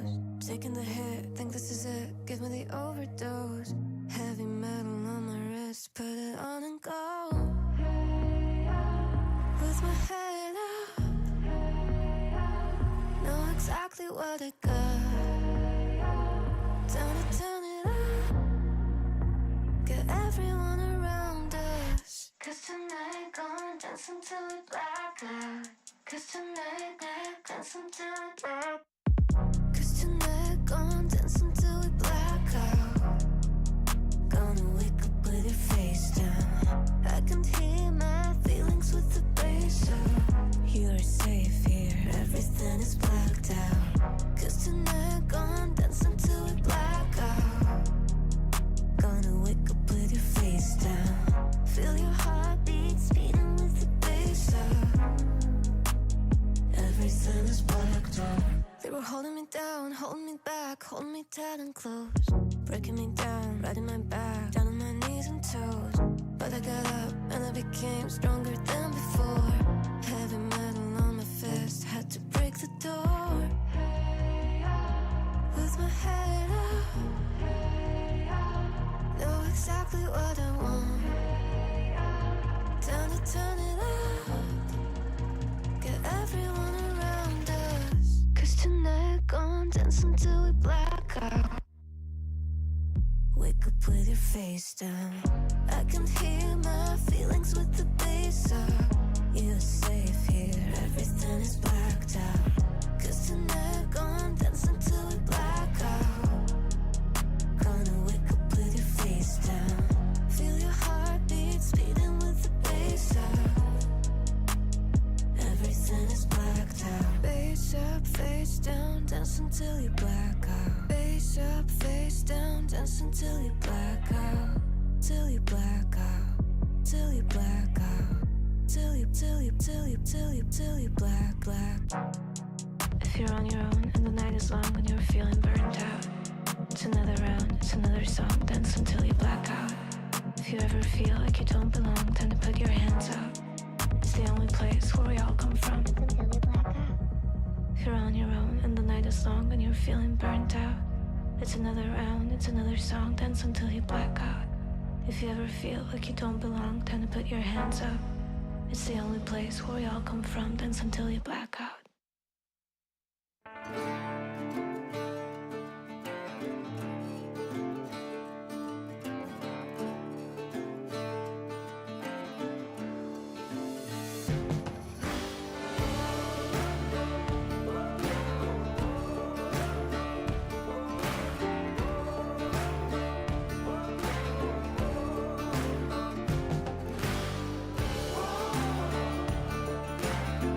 Whoa.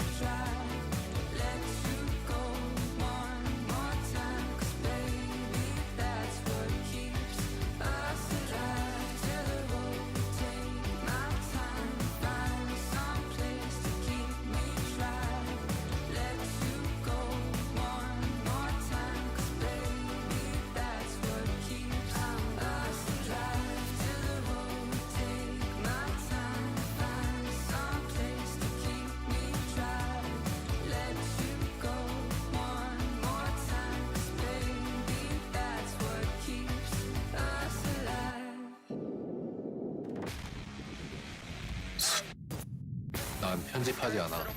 그게 진짜 나니까. 새로운 도전과 색다른 재미, 함께하는 즐거움까지. 여기 숲에서 끝없이 스트리밍 중. 라이브 스트리밍을 넘어 라이프 스트리밍이 되다. 숲.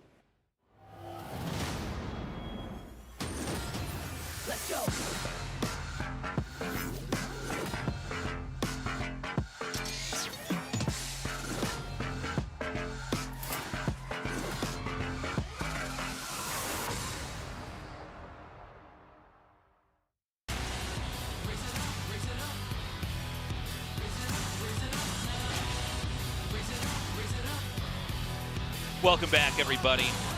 We're changing the pace here. We thought it was going to be probably all TVZs today, or at least pretty likely. We had two upsets.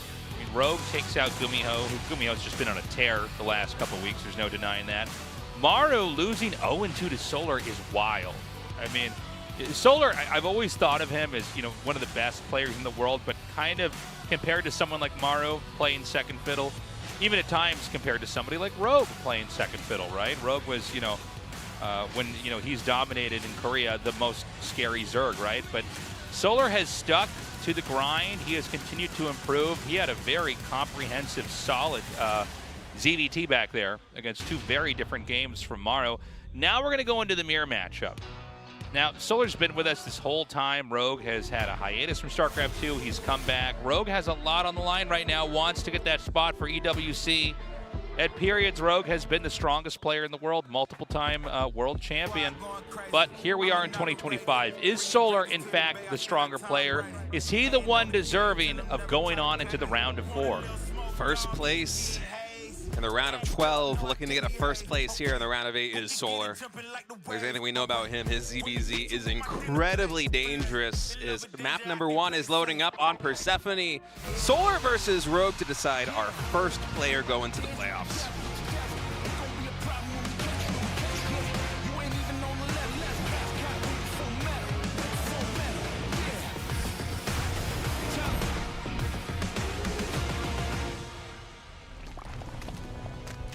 Okay, Solar in the bottom, Rogue in the top. Are we going to have, you know, builds that mirror and we just wait for the deviation? Or are we going to have any kind of a major build asymmetry here? One guy going for a, you know, a rush and the other going for an expand. Yeah, extractor trick for, I think, Solar? Yep. And Rogue just going with a more standard opening, but we'll have to wait and see. Solar, historically in ZVZ, and also recently in ZBZ, has been one of these Zergs that is not afraid to go for the most aggressive builds you will see. he loves to stay on hatchery tech. He loves to go for early pushes. Oh, what's up from San Francisco? Oh, excellent. Welcome, welcome. We've got a Canada side hiding in the back. Yeah, I see that. But I'm wondering what kind of brand of ZBZ Solar is going to bring today here against Rogue. So right now we've got the mirrored, you know, openings here. Nobody's really deviated. And so that's going to bring us to the next layer of ZVZ where, you know, they presumably will both go to 3 bases. If they lock into 2, that would be interesting as well. But if they get to 3rd bases, you know, does one player go for the Ling aggression, Banelings maybe, or Roaches, while the other player tries to play a more honorable game, macroing up, trying to defend and tech into something. Yeah, looking at the legacy of the Void match history there in the bottom right of the screen, I'm actually, maybe I shouldn't be surprised because he is one of the greatest players of all time. But a Rogue with a little bit of an edge here over Solar. Now, Solar over the past few years has had these moments where it looks like he is just the undisputed best ZBZ player in the world. That was, I think, 2 years ago was when he hit one of these peaks where it felt like even Serral couldn't stop him. Solar was winning, I think, multiple series versus Serral and basically everybody else. There was like a 3-month stretch where he was on a 90% plus win streak against other pros in the mirror matchup ZBZ.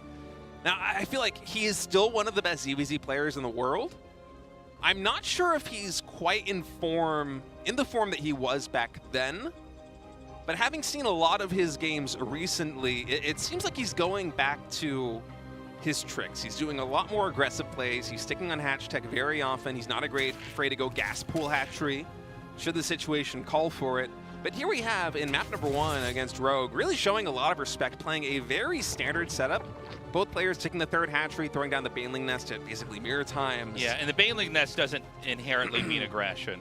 It's sort of a fail-safe if they start to attack you. I mean, it can mean aggression too, but it doesn't have to, is what I'm saying. You could make 1 or 2 Banelings just to play defensively and not get overwhelmed by Lings. And both sides are making a considerable amount of drones. There is slightly more Lings being made for Solar, but that could be stylistic. Some players will play within a range of Lings. They'll feel like, oh, 8 is safer than 6, where, you know, the other player might go for the extra drone here. So we're waiting to see if either side will ramp up the aggression, or even if both sides ramp that up. 6 Lings are now being produced here for Solar. Or sorry, for Rogue. Yeah, just catching up to the Ling count of his opponent. He has a little bit of a scouting coming in. 5 more workers also being queued up here for both players. So it seems like nobody really has their eyes set on ramping up the aggression just yet. Instead, they're testing the waters, trying to pick off any drones at the third base if they can, but of course not saturated yet is that third for Rogue. Now, both players also, I believe, going for the Roach Warrens. I think Rogues might have already finished up, and no, he's actually just now starting it. So a really fast +1 range weapon coming in for Rogue, even before the Roach Warren is constructed. Yeah, so getting that missile upgrade. Pretty quiet ZVZ here. We basically had some Lings glide through and try to glean some information here. Roach Warren's done. 10 more Lings are going to be hatching here for Solar. Who, by the way, his Evo chamber is finishing a bit later. So let's say that we have both players go for the missile upgrades here. We haven't seen what's... yeah, okay, so he's going to go for the missile upgrade here. His is going to be just a little bit later, which means he's either going to be even with his opponent in periods of the game or behind. There's no alternative angle he's coming at the game from where he's going to be ahead. Doesn't mean he's going to lose necessarily, but let's say that +1 missile attack finishes and Rogue's timing is real sharp. He could have a kind of battering ram of an attack that could just break open the entrance. Yeah, it could be 20, 25 seconds. Oh, nice micro with that Queen, pulling it back into the wall. And actually, Solar, I thought for a moment he might be eyeing those drones with the aggression, but instead just going to pull back. Does not want to lose these Lings. I think he recognizes the threat of Rogue going for a timing attack. Of course, Rogue with that faster +1 is going to have a window where he can move across the map should he want to, and it seems like that is where this is going, Tasteless. 7 Roaches in production, workers cut at 44. They're getting hidden here at the natural expansion of Rogue. Meanwhile, Solar, he's still droning. He's adding in 2 more gases. He's going up to lair. This is Rogue really gunning for a 3-base hatchery tech timing, trying to kill the opponent. I feel like once these 8 Roaches pop, it's about time to go. Unfortunately, he's not moving at a timing where +1 is going to be at an advantage. It seems like Solar's probably going to be able to equalize before this moves across the map. But Rogue is going to have so much. He's even sent probes from the natural expansion to this third base drones, to make to make it look fully saturated against his opponent. That's so smart, man. Only now is Solar realizing the Congo line of Roaches that is coming across the map. But Solar, it's only 12 more drones. Yes, you did go for a lair, but it is possible to hold this. Yeah, the spine crawlers are going to start. It's 2 of the third base, and then 1 tucked behind the Baneling nest here, and a lot more Bane. So he's trying to have some kind of explosive damage to soften the whole overall wave of units that's about to come in here. We have Ravagers being made 1 by 1 here. That's going to be really important, especially to try to peg down those spine crawlers in the back. Yeah, now the attack commencing. Rogue with a really nice arc here on the high ground. Also the Biles raining down as Solar gets congested here at the third base ramp. But as he retreats into the natural expansion, the concave starts to favor the blue Zerg player. And so Rogue is going to regroup, morph in a couple more Ravagers with these injured Roaches. And now he guns for the natural expansion. He's going to take down the spine crawler and then retreat back. He's trying to bait Solar into an overextension. And now finally, it's time to pounce. Moving into the natural. The Biles again zoning out the Roaches and the Queens on that third base side. Really good arc right now for Rogue. He's able to actually surround this army coming in from the third base. As Solar's even going to pull the drones in from the natural expansion. They're trying to absorb the impact. Even the spine crawlers joining the fray here, coming in from the third. But Rogue, I think he has just a little bit too much Tasteless. Yeah, he's able to basically avoid the spine crawlers as they plant. He just shuffles to the side. And, I mean, he's able to kill off, there it is, GG, Rogue, easy peasy with a timing attack. takes Solar out. I love the decisiveness, to dive on the spine crawler. And then he, like, you know, the two spines that are made at the third base, they're irrelevant. They're paperweights as far as we're concerned here. So then he runs those up, and then he just moves out of the way again. Just continues to deal that damage, gets some Ravagers. You know, once you have the Ravagers, you can just corrosive bile down a spine at a distance. But, yeah, Solar wasn't quite ready. And that all happened when they were even on the attack upgrades. You know, it wasn't one where he hit, like, you know, the millisecond the +1 missile attack finished. But, you know, Rogue historically has beaten Solar a lot in a lot of very important matches in Korea, overseas. And it seems like right now history is repeating itself. You know, TVZ, the meta has shifted quite a bit. We have a lot of new ideas that I think both you and I State are still kind of exploring and trying to wrap our heads around. But that was a ZVZ I have seen many times before. All right, Rogue, one map win away from his seed into the round of 4 here in the GSL Code S. Will Solar fight back, or will Rogue be the first player to advance to the playoffs?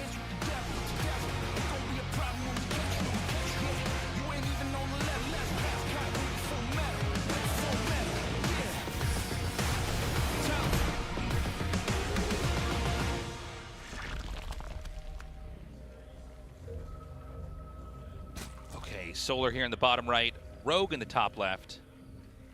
And, you know, Rogue with just a really well-organized and executed build order with a really good attack. And I think Solar had some great ideas. I think probably a second spine crawler would have been, or I guess maybe what I mean is a fourth spine crawler, a second spine crawler at the natural, you know.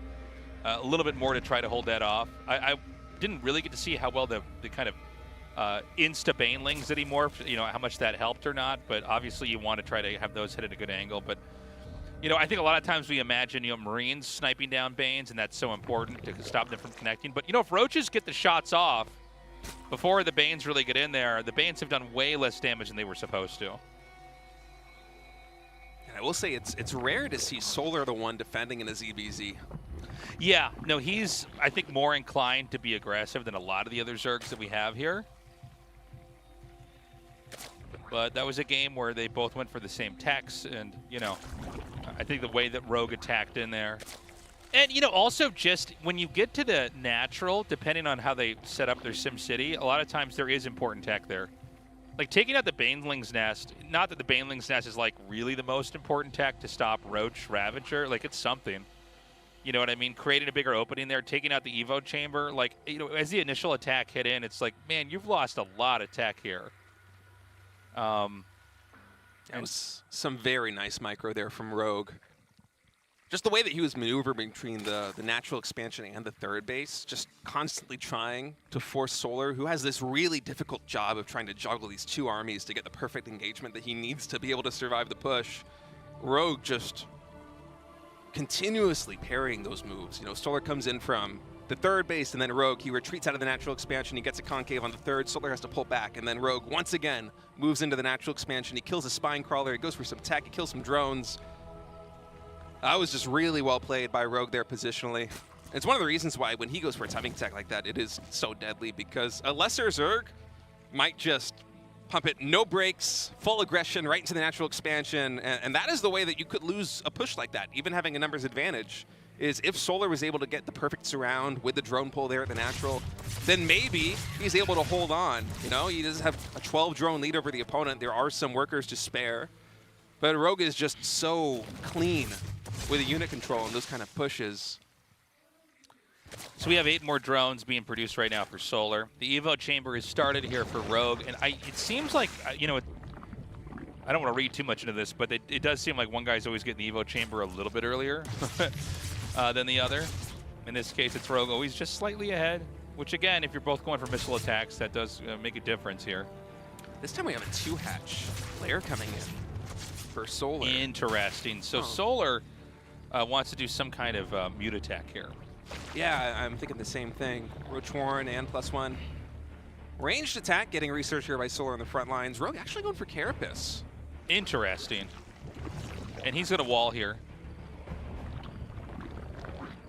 I wonder if he's identified that this might be a 2-hatch play going into Mutalisks, because Carapace, just the way that armor is able to negate some of the glaive damage Right. on Mutos is very advantageous here. Yeah, it makes a big difference because those glaives bounce. So when you have the armor, it's like every single glaive did a little bit less damage. Ooh, but Roach is queued up here for Solar. I wonder how many, because you know, he is feeding Rogue information as Roach speed gets started up. This could be two hatch Roaches. There's no Spire just yet, Tasteless. Yeah, maybe I had a bad read on that. I think it's kind of designed. It might be designed to force that read, right? Because two-hatch Muta has been getting considerably more popular. It's designed to make our cast bad. So We're the real losers this here. one's to stop stateless. Yeah. This one's to make a fool out of him, and then I win in game 3. They cancel range attack and Roach speed right before it's done and threat on the Spire and just make us look like fools. Okay, he's getting some Ravagers here. Yeah, and he's going into the third hatchery. This is a really interesting approach. There are games where you like put the tech a little bit, you kind of front load the tech a little bit and then get the third hatch later, but there's no way that hatchery is going to finish. And, I mean, Rogue is coming in here swinging. Yeah, 35 drones. Very little eco here for Rogue, but Solar is 2-hatch. Roach is with +1 about to finish, with Roach speed about to be done. He's actually already building a safety Roach for it because he assumes the one in the natural expansion is going to die. That's a very smart move. Well, the missile attack's going to finish. And he could basically stay back. He can kind of keep his distance here. Gosh, it would be huge if he could get that upgrade, but it looks like he just doesn't quite have the time. And remember, you know, when you wall in like this, there are these disadvantages to it because the Roaches don't have the great range, so you can kind of stay back here and pick off the wall in itself, which, you know, he's obviously going to do here. He's just not even going to engage with those Broodlings. Now he's going to go for the Evo Chamber. And again, it's 3 base to 2. It is, but with only 35 drones, I feel like Rogue has to get a little bit more done right here. He's only just now starting his lair. I think because he's identifying, it's going to be very hard to kill Solar. Ling's coming in. Is he going for the surround? He's actually going to commit. With the surround, he's able to bile, but nice stutter stepping backwards there by Solar. It's going to negate a lot of the bile damage. The Lings are getting cleaned up very quickly by these +1 Roaches. Now with speed, it's going to make it really difficult for Rogue to be able to retreat. One of those Ravagers do get taken out, and more Roaches in production now for Solar. Keep in mind, he does have that second Roach War, and so the production, it was just a hiccup in terms of Roaches getting slowed down. I think he had a little bit more than Rogue was perhaps anticipating because of that. Yeah, so this could be confusing to someone who's not paying close enough attention here because you see more bases on the map, right? So in a lot of people's minds, that's like, oh, he has more resources coming in. But in fact, Rogue was behind on workers. So he had like more map presence and had the opportunity to make more workers, but he didn't. He went for a timing attack versus Solar, who actually had more drones but was taking it less advantage of the map. And by the way, he's taking his third base pretty late. And basically, Solar braced for impact, dealt with the damage, and kind of pushed him back off, and is now expanding. And Solar is continuously pumping these Roaches and Ravagers with +2 research underway. But yet, Rogue's going to have his upgrade first. His second upgrade first. He's going to have that missile attack upgrade. He might, but I feel like with the numbers advantage for Solar right now, the fact they're both sitting on about 40 workers, Solar just has way more. Right. You can actually see Rogue, he's trying to fish for some more Overlords because he's identifying that he needs something to slow down the macro, I think, here of Solar, and supply blocking your opponent's a good way to do it.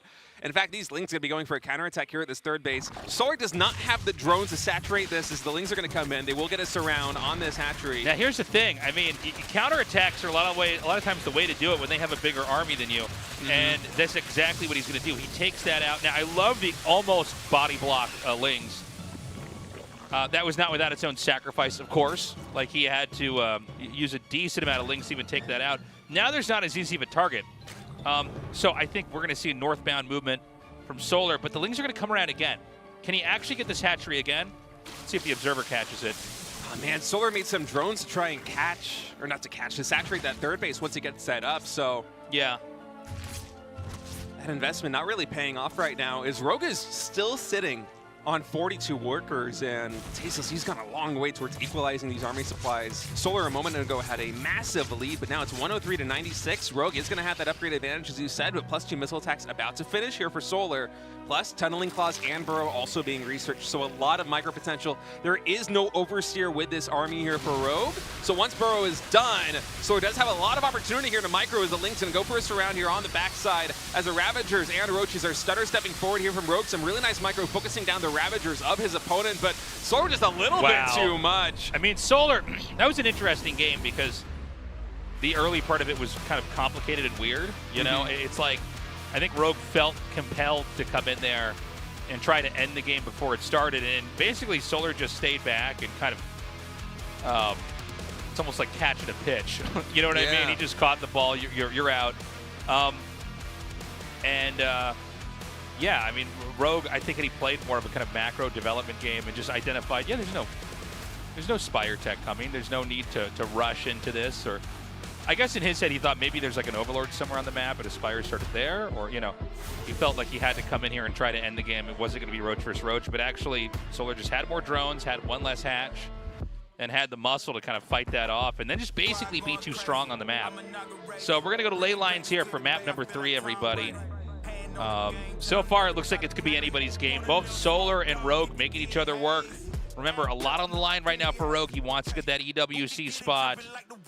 And it looks like our game's going to be loading up right now. Solar versus Rogue, game 3, to see who goes on to the round of 4.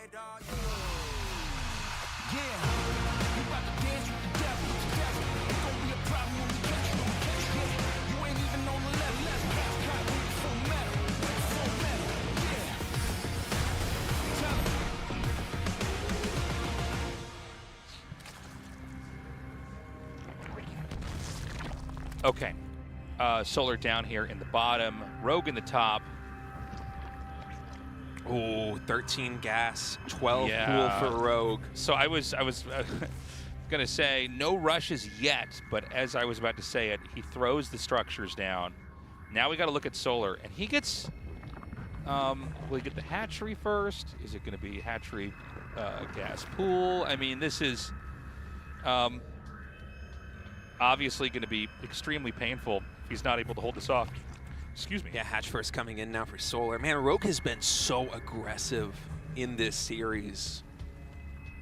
We said it earlier, but it is rare to see Solar the one who is defensive in his EVZ. You know, his bread and butter, one of the reasons why he has had so much success in this matchup in the past is his unpredictability, especially in terms of the aggression, because oftentimes against Solar, you know that he's going to be the one to, you know, take the initiative and attack first, but you don't know exactly what kind of attack it is going to be with him. Whereas Rogue is just kind of playing that right back into him. Solar, both game 1, game 2, had to deflect very early aggression. In game 1, he wasn't able to stop the hatch tech all in. In game 2, he was able to deflect. I think it was, what, 42 drone Roach Ravager there after the initial push failed for Rogue. And now here in game number 3, really fast Ling speed coming in, and you can see the way that Rogue is maneuvering these Lings on the map is not to get the fastest route to the opponent. Oh man, we have an evolution chamber coming in for Solar. Is he gonna try and get an upgrade before speed? This is pretty greedy. This is definitely not a build where the Evo chamber is gonna help you. So yeah, he's basically hitting this perfectly. And what he's waiting for is the next Lings, when they hatch, this is gonna be like this blind sighting attack. Right? 22 drones right now. Solar is being so greedy. The Lings are even parked in the top left corner of this map. Yeah, and so the idea is he's like, look, I'm skying with my first 2 Lings. And then in reality, there's way more Lings that are going to be down here. And so there's going to be 2 parts of this. There's going to be the Lings that actually hit him in the face, and then the ones that he sees running out. And it's all going to be an overwhelming amount. There's still drones hatching. You know, the Queen doesn't have enough surface area to work with to like plug up an entrance. So he's going to show 3 here. 3 might be suspicious. Here we go. All right, Ling speed is done. No Lings on the field. The first Queen immediately gets surrounded there by a Rogue. Drone's getting pulled to the natural expansion. Solar has been so greedy up until this point. You see him on the production tab. He cancels +1 melee attack. He starts up the Bailing nest, but it might be a little bit too late. Only 10 drones for Rogue. So much on the line right now. The winner of this map is going to the round of 4 here, and GSL as more Lings get queued. And now it's all about the defense. Spinecrawler gets started. The drones are going to have to be pulled here to defend. He's trying to body block. They're able to get us around right now. The drones are really mitigating the surface area on those lings. The queens, both of them somehow staying alive. The top one is so low, but the drones, they're guarding the queen. The pathing is so good right now for Solar. Is he doing it, Tasteless? His drone micro is insane. You got a ling around to the back. Oh my goodness, God. Once again, the drones, they mineral walk through. Finally, that queen is going to fall. 20 drones right now to 10 as Rogue starts up worker production back at home. This was a build that was designed to kill Solar, but Solar with some incredible micro with those drones, mineral walking them, removing the pathing requirement, and then body blocking those lings. I mean, that's a miracle defense. And now he has a fully saturated main base. Baneling Nest is done. Speed is done. Rogue still has more lings. He has the second hatchery. Yeah, he's got the production advantage with the hatchery, but he doesn't have the income advantage. Yeah. Now, these games can be a little messy from this point on. I mean, I got to say that the Queen was the MVP of that game. Like, ghosting through the drones at the perfect moment. Just, you know, even like taking enough damage, but then not dying so that the drones didn't take the bulk of the damage. Like, it was pretty perfect. Now, the problem is the Banelings just hard counter lings. And so you can try to run around, but if a queen's at the ramp and there's, you know, stuff blocking, you're just not going to get anywhere. The armor upgrade starts from the evolution chamber. No doubt that probably had a different role as far as upgrades go in a normal game, but he's going to use it this way now. So he kind of runs in, he runs back out. Meanwhile, you know, it's just going to be more production here. Solar has to kind of force his way down the ramp, control this area, and defend. I do like the one hidden ling here to scout, but it gets spotted. Yeah, nice move there by Solar. He's going to get taken out. Now, Rogue, with that second expansion, he is able to quickly surpass Solar and Workers. I think after the dust settles from that build, despite Solar with a miraculous hold, I still like Rogue's position a little bit more. It got so much damage done, taking down the queens, killing the natural expansion, getting a good number of drones as well. But we're moving now into a game where, you know, Rogue and Solar's basically stabilized. He's still got the Spinecrawler. He's going to have an upgrade advantage. He's going for the third base, trying to take some of the tempo back away from a Rogue who has been powering up 5 more drones in production for the Red Zerg. And Rogue's actually going up to lair tech behind all of this. 2 more gases being taken. This could very well be Mutas. We haven't seen it yet in this series. But I'm wondering if he's just going to lean really heavy into Roaches again, the same way that we saw him do in Game 1 and Game 2. Yeah, let's see. I mean, I feel like this could, I mean, he's gotten the other 2 gases. This feels a lot more like Mutas. Oh, Roach is getting started. There isn't a lot of gas banked. It might just be Roaches again. Yeah, no, it totally could be. Oh, the Ling's actually getting in. Surround on the Queen. There's going to be a transfuse, and now Solar with basically a full scout off. He's going to see the lair finishing, and he's going to be hunting to see if there's any hidden tech. Seeing no 4th gas, I actually thought the Rogue was going up to 4 gases during all this, but it's gas number 2 and 3 taken, so certainly going to be Roaches and not those Mutas. I think he'll be able to get a Queen. He's going to get the Queen here? I think he was expecting the Lynx to die, but because +1 Carapace is done, the Queen does basically no damage. Those Lynx actually getting, what, 3 drones? That is so much value here for Solar. That was pretty wild. I think Rogue just was not anticipating the Queen. I think it's one of those things like you see an interaction, you're like, okay, yeah, I know I win that, and then you leave and you don't appreciate that an upgrade finished, you come back and suddenly your Queen's dead and drones are being killed. Yeah, +1 Carapace finishing just at that time just really throws off the map for Rogue. And Solar got a full scout off too. And somehow, after 7 minutes, with Rogue going for basically an all-in on 10 drones, we have dead even supply, dead even workers at 745. Crazy game. Don't forget this is all off the back of a wild all-in that somehow Solar survived. And Solar, you know, tempo-wise, he's looking pretty healthy. He's just kind of continuing to expand out on the map. And this is a great game that kind of exemplifies the dangers of super aggro stuff and the penalties you face when it doesn't work, right? Is you're playing a real uphill game. It's why a lot of ladder will just be cheese into it didn't work into I'm going to leave the game. You know what I mean? Someone's being a degenerate, just trying to force out as many wins as possible in a day, but not trying to play the second part of the game, which, you know, a lot of times post-cheese games are some of the most interesting, funnest games to play. You know, when it doesn't work and you're like, I got to figure this out from here. All right, third base getting taken now for Rogue, about halfway done. He's actually started a second evolution chamber upgrade too. So going for +2 missile attack and +1 Carapace, going to try and equalize with the Solar, who already has 1-1 because he opened with an evolution chamber. Solar already happily saturating these 3 bases. 5 more drones in production. Rogue, both in game 1 and game 2, stopped around, I want to say like 40-something drones and made nothing but Roach Ravager and just full send. In this game, game number 3, he's already eclipsed that worker count, getting ready to push 60, which is basically full 3-base saturation for him. I'm wondering if somehow, off the back of that insane early aggression from Rogue, we might have the most macro-oriented ZBZ of the day between these two guys. It's starting to look that way, Tasteless. Yeah, I mean, this is feeling a lot like we're going to be into a crazy late-game situation, right? Both sides trying to expand out on the map, trying to snipe each other at the corners of the map where they're at. Once again, Solar just sort of tempo-wise ahead. He's getting that base at 6 o'clock. The upgrades are looking extremely good, but I will also say that Rogue's been doing a really good job playing catch-up. Yeah, it's very even.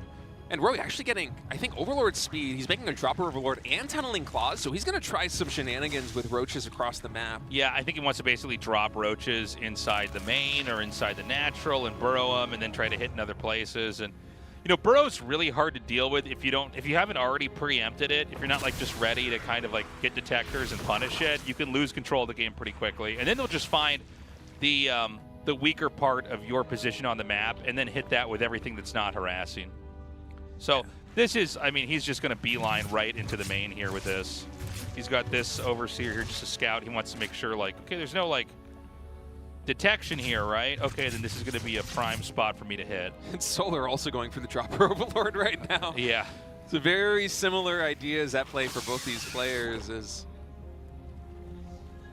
Solar setting up this expansion. Rogue also going for that expansion at the 12 o'clock position. The Overlord now working its way towards the main base. As Solar, you can see him lifting up his own Overlord. Going to be sending that towards the 12 o'clock base. And for now, Rogue is just biding his time with that drop between the junction of the main, the 3rd, and the 4th. Now finally sending it to the main. There is no Spore Crawler, no detection here for Solar. Tunneling Claw is already done here for Rogue, in addition to Burrow, so there's a lot of harassment potential. I think, yeah, Solar just immediately recognizes what this is. He sees the Tunneling Claws on those Roaches. He builds the Spore Crawler, getting the protection that he needs. Wait, what happened back there? That was weird. Yeah, that was the Roach drop from Solar. Okay, Got 6 drones. Meanwhile, Rogue, he has Roaches in the natural expansion of Solar as well, and he's trying to pull them apart while attacking this 4th base. He can actually hit this without the Spine Crawler even defending. Like, he can basically stay away as long as he shimmies correctly. This concave for Rogue is so good. It's actually really hard for Solar to get a good trade right there coming into this one. So many Roaches also back on the line, trying to defend the natural expansion as Solar stutter stepping forward. This is a nice move, able to take down so many of these Ravagers. I think it might be an overextension, actually. I mean, it was a favorable trade, and now the reinforcements are coming in from the natural expansion. Oh my god, this hatchery has like 1 Roach shot from just killing it. Oh, more drones going down in the main base there of Rogue too. I feel like Rogue has just enough here on the front line to push and take down this 4th base. Concave is in his favor. More Roaches in production right now for Solar, but right now momentum is on Rogue's side. That hatchery is going to fall. Workers almost dead even right now. I mean, this is looking beautiful here for Rogue, but Solar has done his own damage on the other side of the map. The problem is this 3rd base is a lot more squishy. You know, no Queens to help defend over here, no Spine Crawlers either. Roach is continuing to reinforce. He's beginning to get a really nice angle over here. The 1 Queen comes up with a transfuse, but that's not going to do that much. Rogue with just a little bit too much momentum. GG, and Rogue is going to the round of 4 in 1st place. What year is it, man? Rogue ends up winning the group. A group with so many strong players that, you know, frankly are just kind of a lot more modern in their play style. He did it. He's the first player to survive this. He's going on into the round of 4. Who knows? He could win this year. Takes down a GuMiho who has been on fire so far in GSL, and takes down Solar, one of the best ZVZ players in the world today. And, you know, in my head, I kind of had moved on from the era where Rogue could be unstoppable, right? That was a feature of the past. That was kind of a pre-pandemic era of StarCraft 2, but he has proven that he is absolutely viable. We're going to go to an interview now and see how he is feeling. 네, 이병렬 선수 전역 이후에 3년 만에 4강 올라갔습니다. 다시 한번 축하의 말씀드립니다. Well, after you finished your military service, 지금 오늘 경기를 펼치는 you made finally your first round of 4 in 3 years. So first of all, congratulations, Rogue. Many players here in the round of 8 have already secured their tickets to the EWC. Only you, GuMiho, and Bunny have not secured your tickets here in the round of 8. How are you feeling about your odds? Well, you know, tonight I feel like I did my best. But the rest of the players, we're going to have to see exactly how they play their games. And the Korean caster is saying, yeah, again, well, you have a very good chance of making it to the EWC now that you're in the round of 4. And especially today, your builds look so strong today. You were so well prepared for your opponents here in Group A. It was almost as if, it seemed as if you were preparing for a GSL finals. Well, after I completed my military service, I actually increased the amount of time that I spent practicing significantly. You know, starting about a week ago, I actually started to shift my focus in terms of the time I'm spending on practice. Instead of playing practice games, I was shifting my focus instead on preparing builds for my opponents. So every single build that I feature today, I've been thinking about these strategies a lot. Especially up against GuMiho, because he's been playing a lot of mech games recently. I was thinking that these kinds of strategies might work against his style. Well, Rogue, you're going to play the second place finisher of Group B, a group with Hero, Zaun, Bunny, and Classic. Of those 4 players, who would you like to play, and also what is your prediction?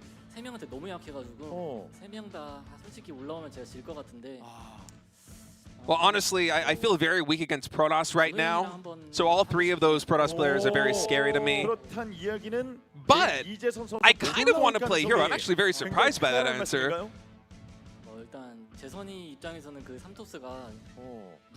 And he does not expect Bunny to make it into the round of 4. It's going to be very difficult for Bunny to prepare against 3 different Protoss players. It's a very stressful situation. I think he's going to basically have to run a gauntlet if he makes it to the playoffs. Honestly, talking about these Protoss players right now, it feels like you're getting a little bit nervous too. And Rook says, yeah, you know, well, even today I felt like I was very nervous. There's so much on the line that here in Group A, I felt like I was playing in the finals. And last words, Rogue. Well, you know, I just want to say thank you to the fans. So many fans showed up here today. I'm not going to drop my guard. I'm going to try and stay strong all the way through the finals and do my best. All right. What a crazy result here. Yeah. Rogue getting out first. In my head, this was like the least likely. Yeah, me too. Of the possible players to come out first. So that's really cool, you know, to see Rogue in good form, to see him play ZVZ and ZVT really well. Yeah, and you could tell that he prepared some really crafty builds for his opponents too. So I like the questions the Korean casters asked him, because it did really feel like he was preparing for the finals. He used that extra week much to his advantage. It was awesome what he showcased. It was impressive. And, you know, who knows? He might just take this. That would be a bit of a plot twist, although I guess it shouldn't be because he's won world championships before. But times change. Times sometimes go back to the past. Terrible outro. We'll be right back, guys. Stay tuned.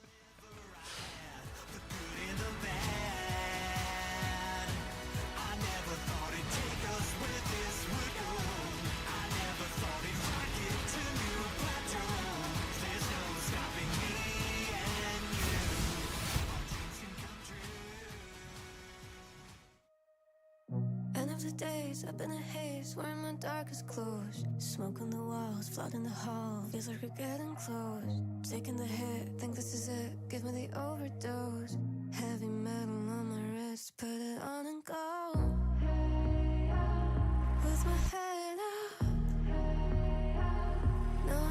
exactly what I got.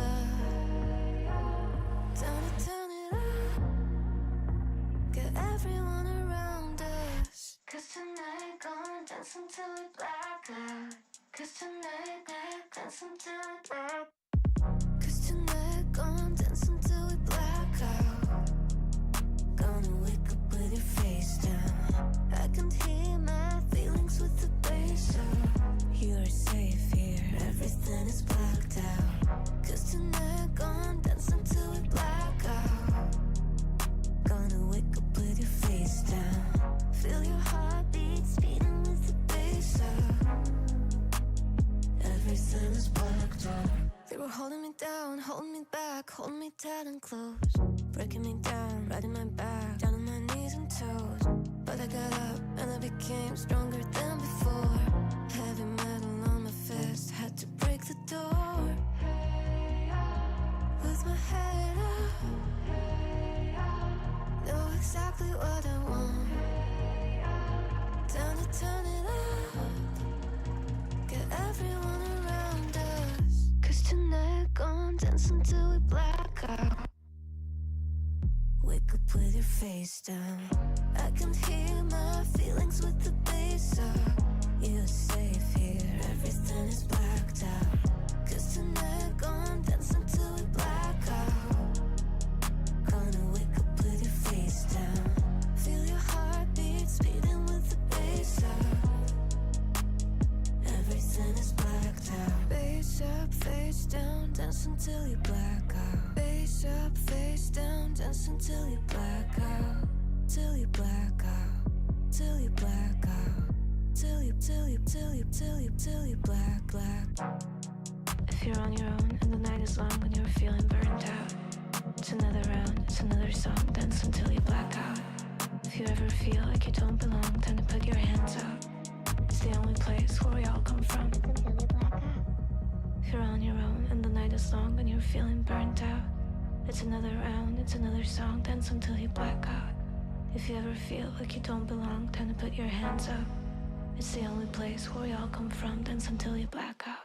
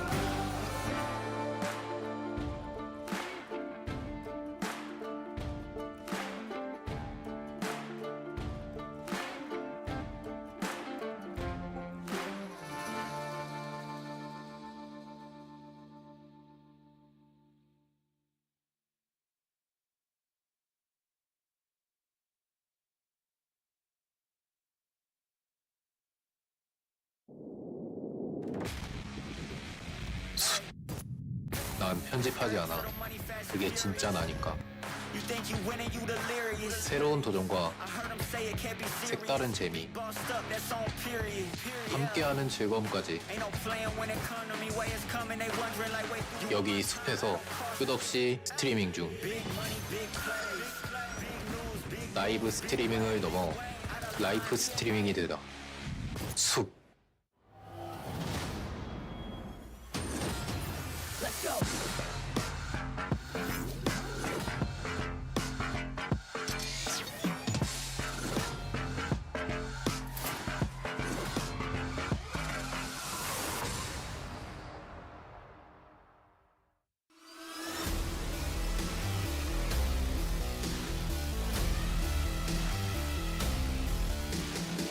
Welcome back, everybody. Time for a Terran versus Terran. We just wrapped an amazing Zerg versus Zerg.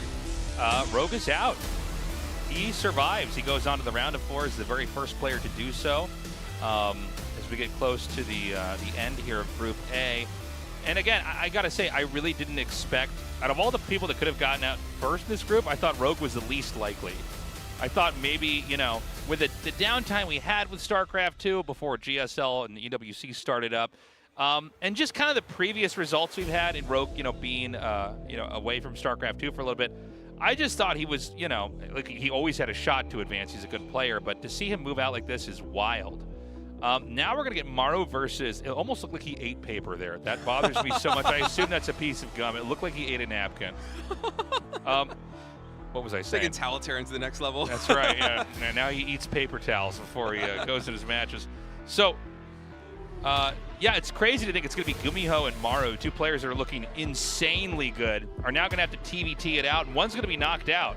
Yeah, two of the best TBT players in Korea as well. Yeah.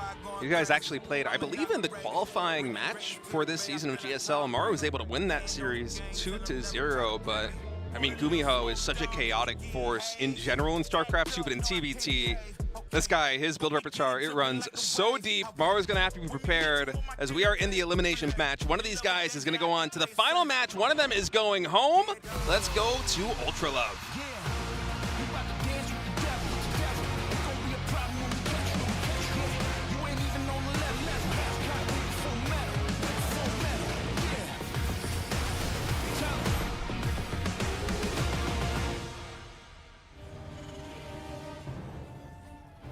Okay, GuMiho in the bottom left, Maru in the top right. SCV moving out. Is it just one? I think we have a second one on the mini-map.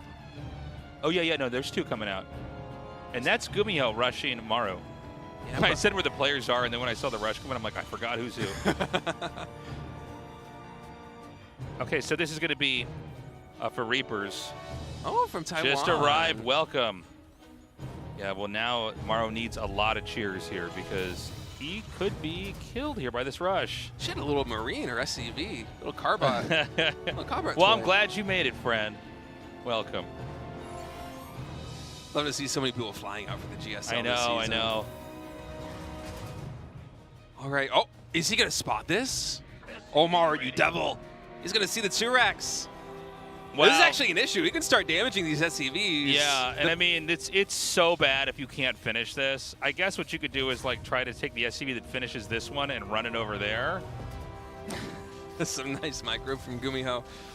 It is delaying this a little bit. One hit away is that SCV, but oh, it's so tricky. This is one of those things where just mechanically trying to execute this right is really hard because you can always accidentally cancel the barracks making with the SCV if you hit escape on the wrong thing. So he sees it, and I mean, that's big. That's really, really big because just being able to catch the Reapers and kind of shut this down puts you on an upward trajectory. Yeah, Maru's to be very well prepared. Already has a bunker up on the high ground, throwing down his factory. So wind already a little bit out of the sails of this push as GuMiho's going to come up to the ramp. SCV and a Reaper, and then retreats back off. It's really the next production cycle that's going to be able to determine how much GuMiho can get done with this, and he is not slowing down on the Reaper production. He's going to throw a factory down at home, so they're both still going to power up here. The entrance is a little bit uncomfortable. He can't quite run through because there's a bunk. Well, hold on. He's going to be overextended. Oh, my God. She pops the Marine over that. Got to be very careful. When you're the defender here, you can't afford to lose any extra units. Yeah, especially switching into Marines like this. I'd be very careful with them because any damage on the Marine is going to be permanent damage until that medevac comes out. Oh, nice grenade. GuMiho diving a little bit. Retreats back off.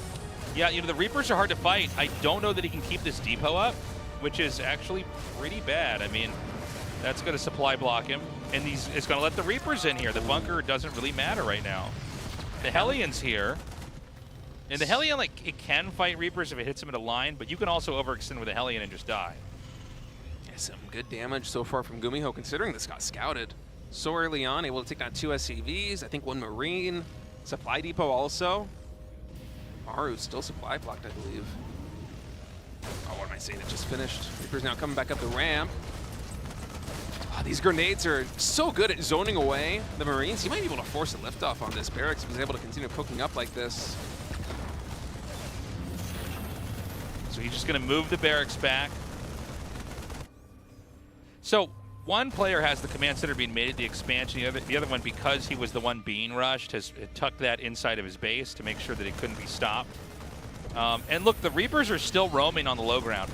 Now, Reapers have way less utility the longer the game goes on. So, I mean, he's at least able to keep him off the low ground, but it's going to be a lot harder to make this, make those Reapers get a lot of value later on. So there's going to be a third command center thrown down here for GuMiho.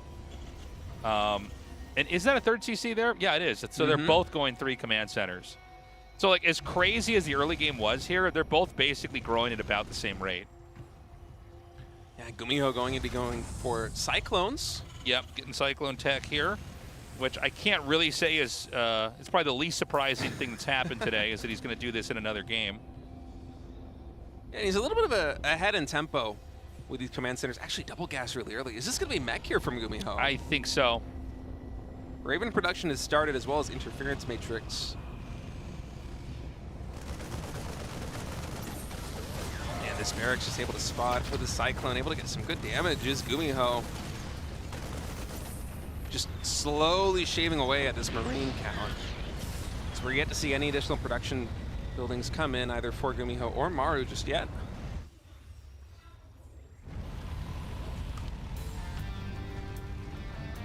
So right now, GuMiho still has, a bit more control of the game right now. Let's see if he can get something done when the Cyclone's out. We don't have the tank done yet. He's actually sending an SCV to repair this barracks, I think. Yeah, not bad. I mean, why not? Okay, and then the Reapers are going to run into the main. Yeah, it's a nice move. Hellions and Marines are on the low ground, but yeah, GuMiho does not want to overextend with this. Yeah. Raven made here for Maru. And the same is happening on GuMiho's side of the map as well. Yeah, and two more factories here for GuMiho, so he's going to be foregoing the barracks, just going to play straight up mech. And we've seen Kira go for some kind of mech-ish pushes in the past here in GSL, as Maru is going to have a really perfectly timed scan to spot this, and he's also going to be adding in 2 factories. So meching plays from both gamers here. Yeah. Interesting. So he has the bio, but he's going to eventually just lean into the mech here as well. Yeah, Marine production stopped entirely as we're just waiting for these extra factories to come in. So much of TVT, I'm so used to seeing like every little tech get made early on that, but with Maru, in my head, I'm like, he's still going to go for bio. Just from the games I've casted of him. Well, the presence of these Cyclones and Reapers is going to make it really hard to get a third base, so this is allowing GuMiho to kind of stay a step ahead here. Is he going to try to land this barracks here, maybe? That's what he repaired it for. No? No? Okay. Gonna send it to the main base instead. I guess you can get another scout off, but interesting choice here from GuMiho. Just now going to poke back in. These Marines are exposed. Reaper's going to be able to isolate them, as auto turret is going to try and force GuMiho into this corner, but at the end of the day, all those Marines will fall, only one of them remaining. 4 Ravens out for Maru, 3 for GuMiho. So interference matrix going to be plentifully available for both players. And actually, it's going to be auto turrets coming into the main base here. GuMiho going for some harassment. Only 2 SCVs going down. So Man, we'll gets the double armory. Two armories immediately. Wonder if it would have been better to have the other ones placed over there too. And another CC's done. So I mean, what was a crazy pressure-filled game, we have players getting 4th bases super fast. I mean, in this case, GuMiho at 6 o'clock already with a command center started. More factories coming down. Keep in mind that Maru still trying to get those 2 armories up for the time being. Ooh, interference matrix on that tank, and of course a couple of turrets out, but really not too much potential to get damage done here for GuMiho. These Ravens, not a lot of energy in the bag. A lot of these siege tanks already sieged up right on top of that command center, but GuMiho, he is kind of gunning for a push. We don't have any Vikings on the board just yet, so the air is wide open. Actually, Maru made a 5th Raven behind all of this. GuMiho's going to try and siege up, and I believe he can hit the mineral mine from this position. Oh, for sure. Oh, and he could just auto turret this down. Oh, he's going to do the disable here and try to push on his own. It's always funny when you have Ravens just shooting auto turrets underneath each other. Yeah. It's very hard to tell exactly what's happening whenever the auto turrets start getting thrown down.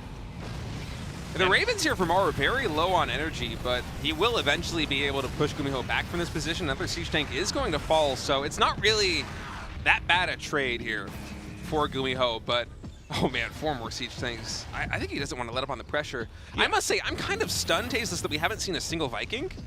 You know, yeah, that's a good point. The way that my understanding of TVT works is that in positions like this, with so many Ravens and so many siege tanks, a lot of it comes down to the air battle, and it's very, I'm intrigued by the lack of Vikings that we're seeing. I mean, it's 6 Ravens right now for Maru, and still no Vikings on either side. I guess with command centers in such great numbers, scan is just plentifully available, so you can't really deny vision, but it feels a bit unique in TVT. I feel like we're watching the TVT meta evolve at a rapid pace here in GSL.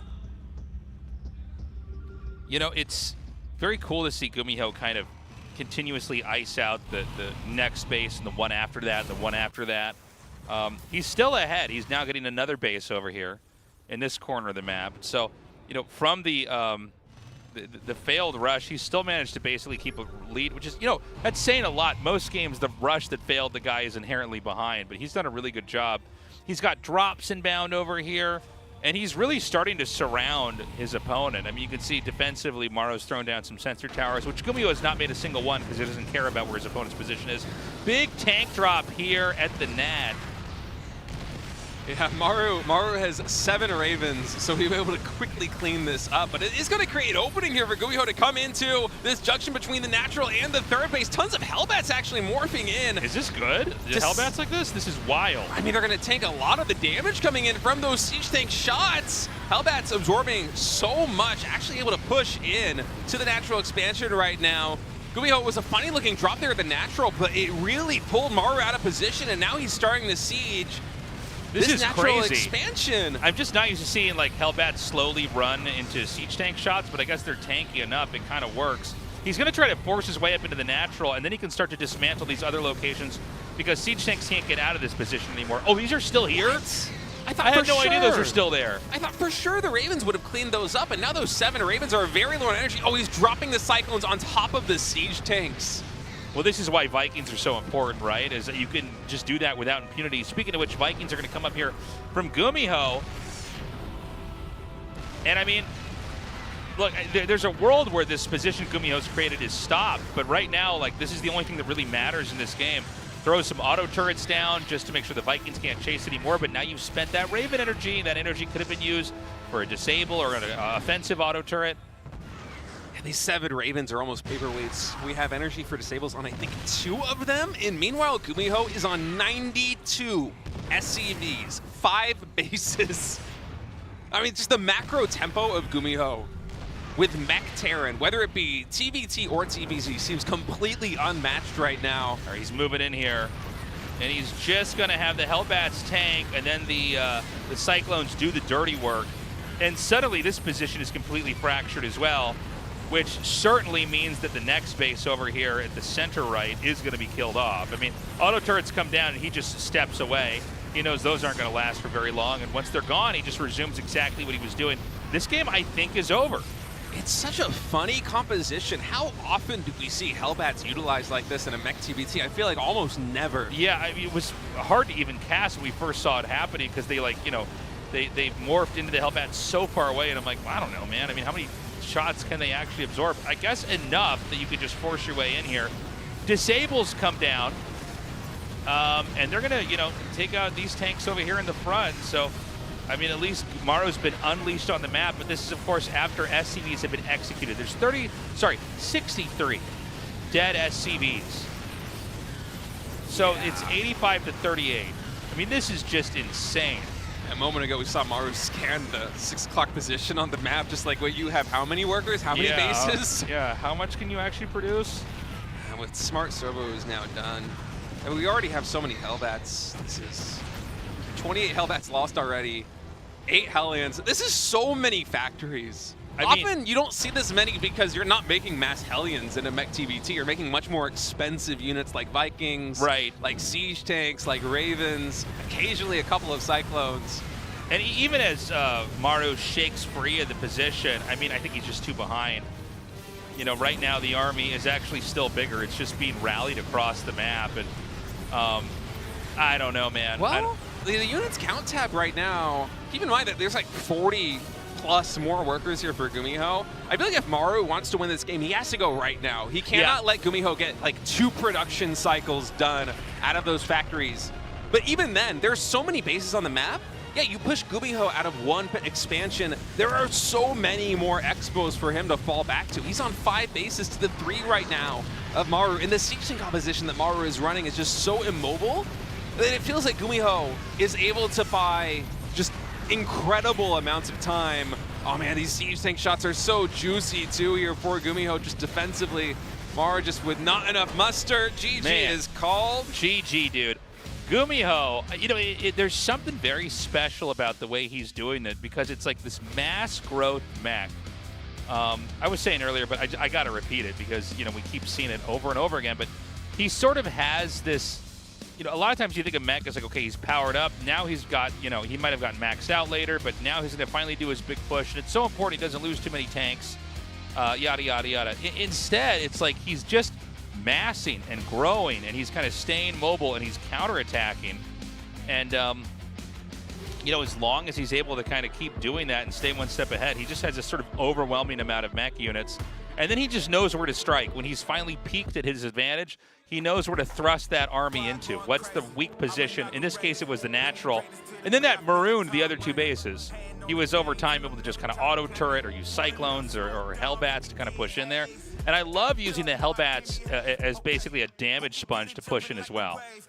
And GuMiho with some really clever tactics there in game number 1, mech versus mech. Let's go to talk about for map 2. Match point right now between GuMiho and Maru.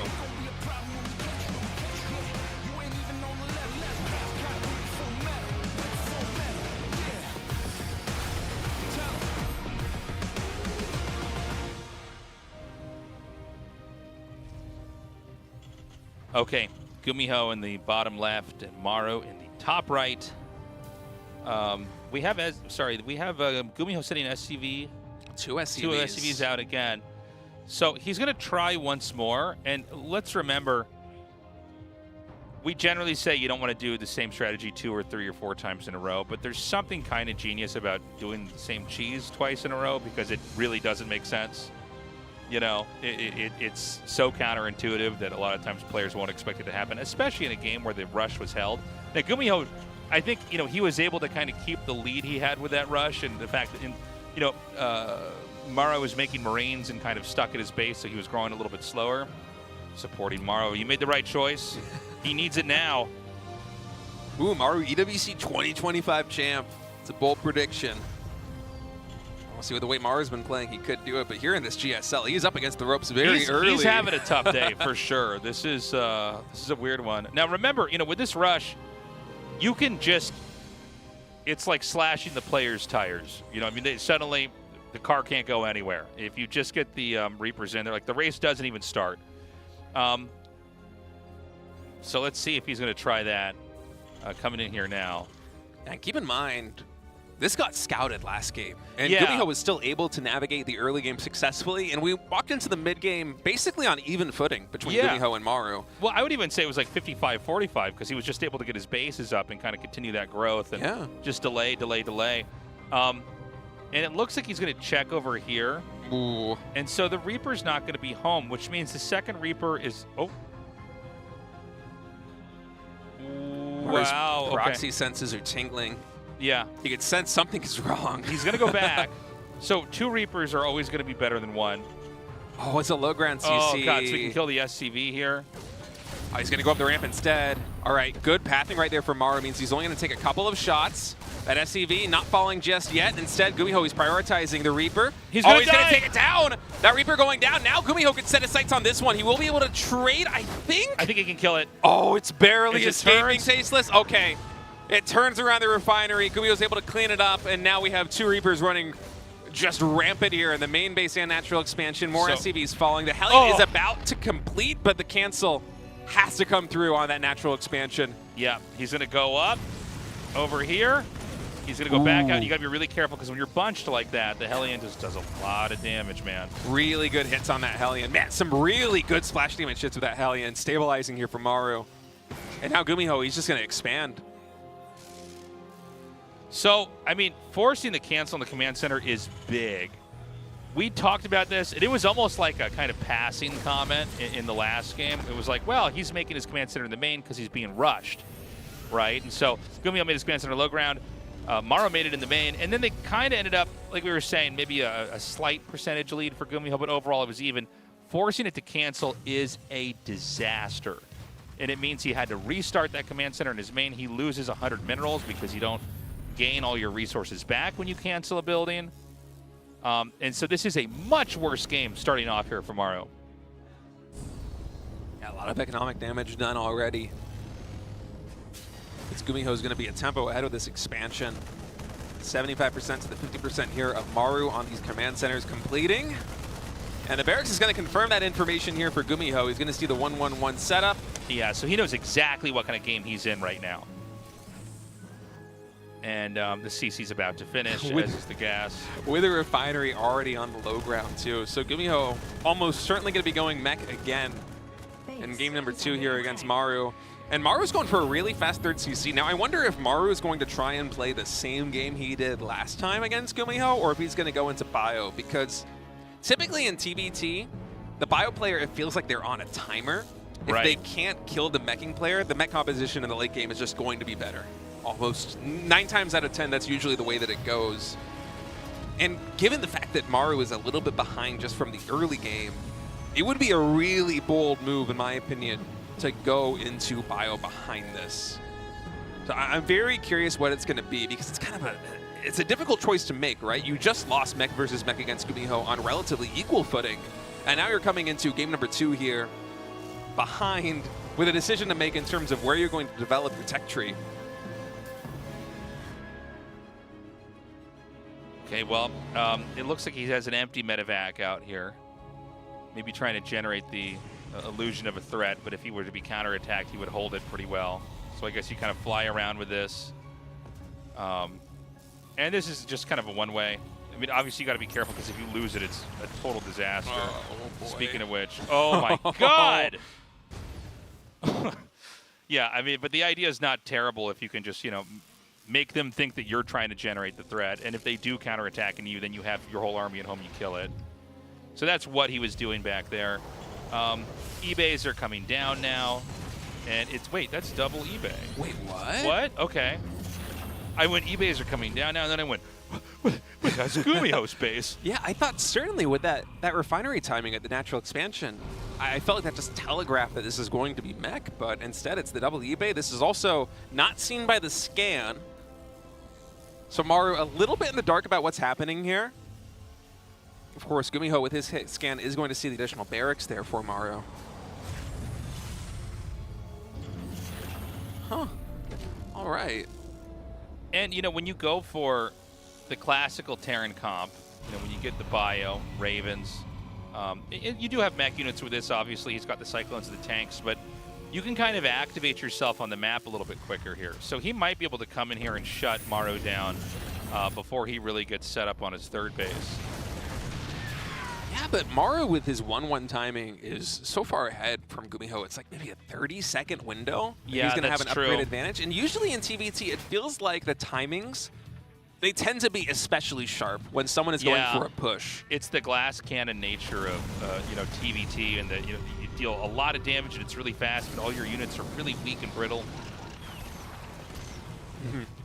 GuMiho trying to go for another another run by there of the Ravens in the main base of Maru, but Maru quickly able to deflect that with a Cyclone. And GuMiho is posturing a little bit like he's setting up for an attack. Maru's going to scan and confirm that GuMiho, in fact, will retreat back across the map. And usually these pushes don't really kick in until 2-2.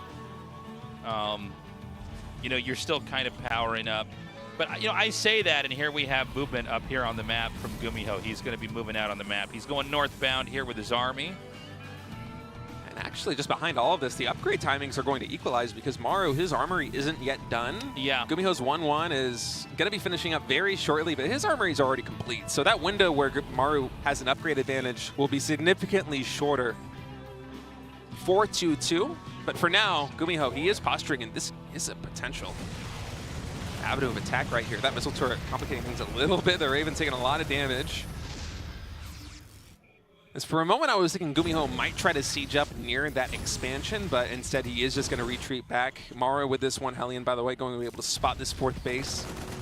GuMiho, I must say, I feel like his style, maybe not in this game because he's playing Bio, but his meching style has had such a rapid rate of expansion. I feel like I've never seen a Terran player expand at the pace that GuMiho's been doing it so far today.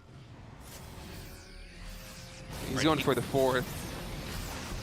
Yeah, GuMiho here to kind of shut that down. Remember that tempo-wise, GuMiho is continuing to kind of stay ahead in growth, get that fourth base up. He's going to get those gases quicker. Look at this. What? He's going to just call the bluff. He goes, nope, beeline right to your base. You're going to go the long way. I already have one more base than you. You'll take out my fourth. I'll take out your third, and I'll still be ahead. That is a bold move coming in from GuMiho, and so many SCVs are going to go down because of this. Oh, my God. This is insane. He's going to go right into the main. Oh, he's going to get on top of the production so fast, Ageless. Yeah, he's just going to have the kill move here. And GuMiho knows what to do. He's just going to rally everything up into his main. This, I think, actually could just end the game. Yeah, there's only one siege tank on very low HP. SCV's Marines already pulled. Great armor shredding missile there by Maru. He needs to get on top of the production of GuMiho yesterday. But instead, GuMiho, I mean, this posturing is so good right now. He's buying more time. Another siege tank is coming out. Army supplies massively advantageous to GuMiho in this base trade scenario. There's no more army that's going to be being able to enter the board here for Maru. He needs to win the game with what he has right now, but GuMiho is already starting to get entrenched right here. This is not going to be a favorable trade. There is a disable coming in on that siege tank. Marines now finally able to clean up the rest of this. But GuMiho with just so many more production cycles. It's 10 more Marines, it's one more siege tank. It's also command centers that aren't going to get away, you know, and it shows you, oh my God, you know, look at this. Oh, and 2-2. 2-2 is going to finish. I actually kind of forgot about that when this base trade started up, but yeah, he's going to have 2-2. Oh, and Maru is not. He will have this perfectly in time to deny both of these, so which is wild. And +1 vehicle weapons. All three upgrades going to get denied here. And I feel like 2-2 might have not even gotten spotted there. I don't even know if he sees the vehicle weapons. No, it's done. 2-2 completed here for GuMiho. Vehicle weapons, it looks like it's probably going to complete, but Maru doesn't have a command center.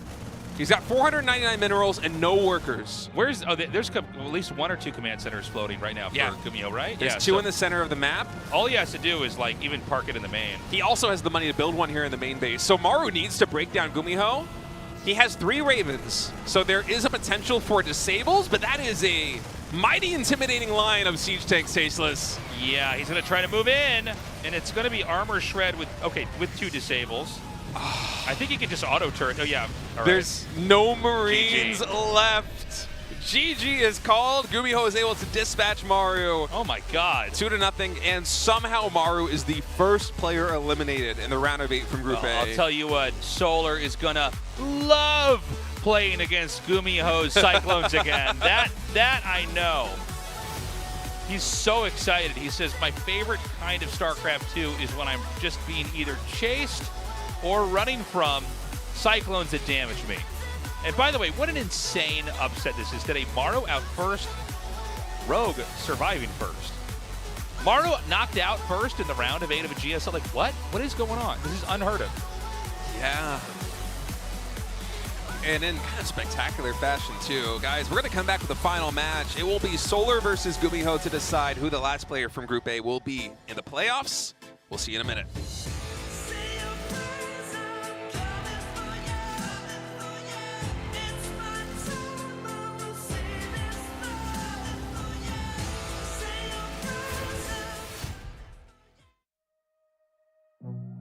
days up in a haze, wearing my darkest clothes. Smoke on the walls, flooding the hall. Feels like we're getting close. Taking the hit, think this is it. Give me the overdose.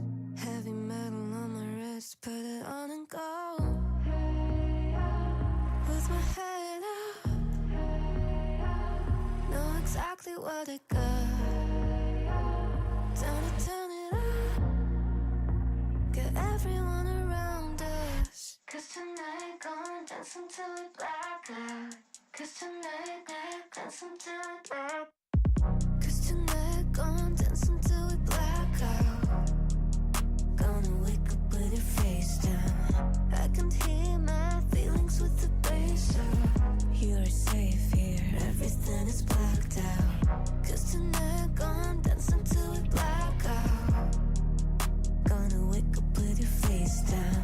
Feel your heartbeat speeding with the bass up. Everything is blacked out. They were holding me down, holding me back, holding me tight and close. Breaking me down, riding my back, down on my knees and toes. But I got up and I became stronger than before. Heavy metal on my fist, had to break the door. With my head up, know exactly what I want. Turn it up. Get everyone around us. 'Cause tonight gonna dance until we black out. Wake up with your face down. I can hear my feelings with the bass up. You're safe here, everything is blacked out. 'Cause tonight gonna dance until we black out. Gonna wake up with your face down. Feel your heartbeat speeding with the bass up. Everything is blacked out. Face up, face down, dance until you black out. Face up, face down, dance until you black out. Till you black out. Till you black out. Till you black. If you're on your own and the night is long and you're feeling burned out, it's another round, it's another song, dance until you black out. If you ever feel like you don't belong, time to put your hands up. It's the only place where we all come from.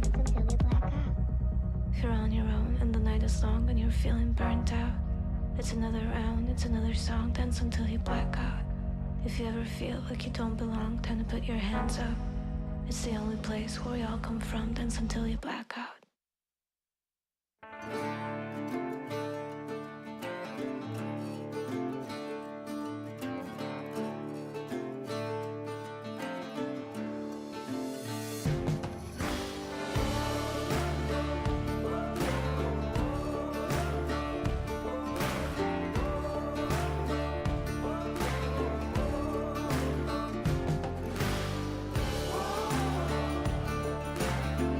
Whoa.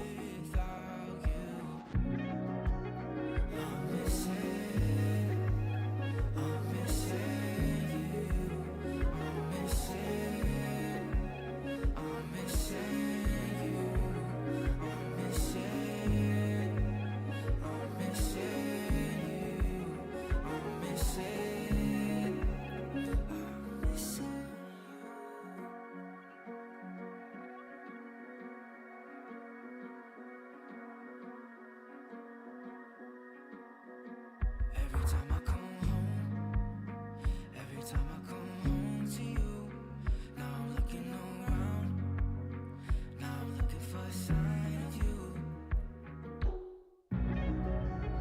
I'm missing you, I'm missing you, I'm missing, I'm missing you, I'm missing.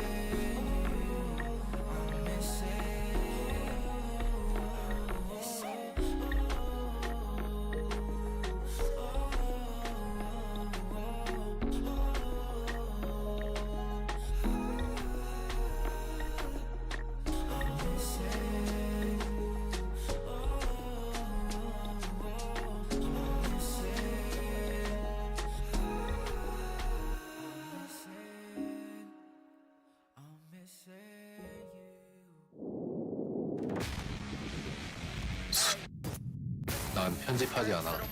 그게 진짜 나니까. 새로운 도전과 색다른 재미, 함께하는 즐거움까지. 여기 숲에서 끝없이 스트리밍 중. 라이브 스트리밍을 넘어 라이프 스트리밍이 되다. 숲.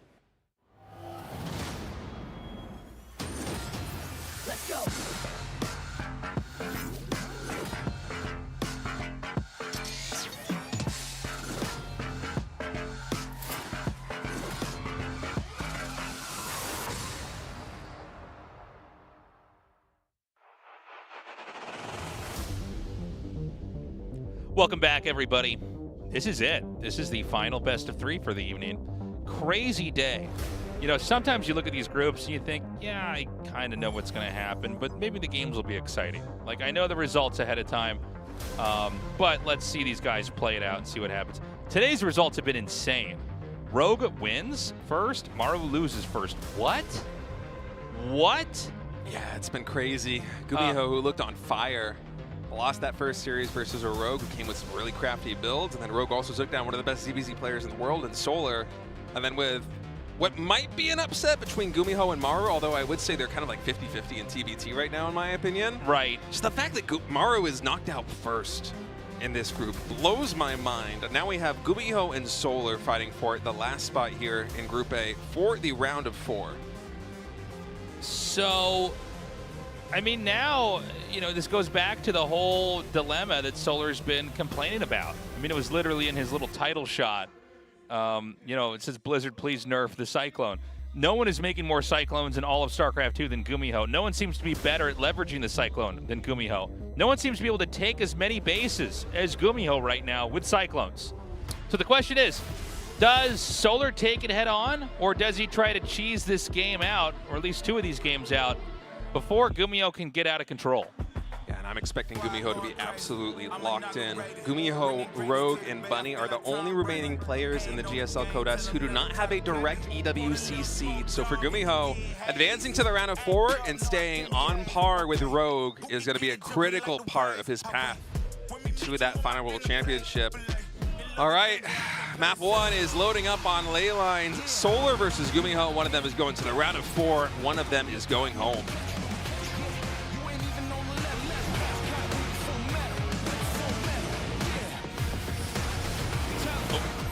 We had a pause here.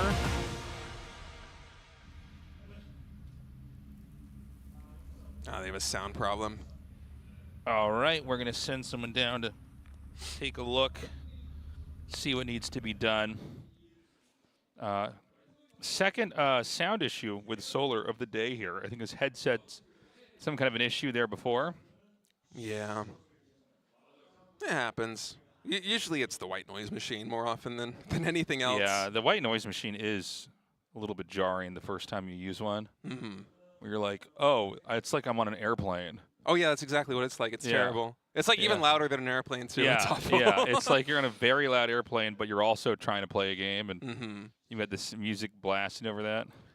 All right. I think we already got it fixed up, so. Yeah, I think we're back.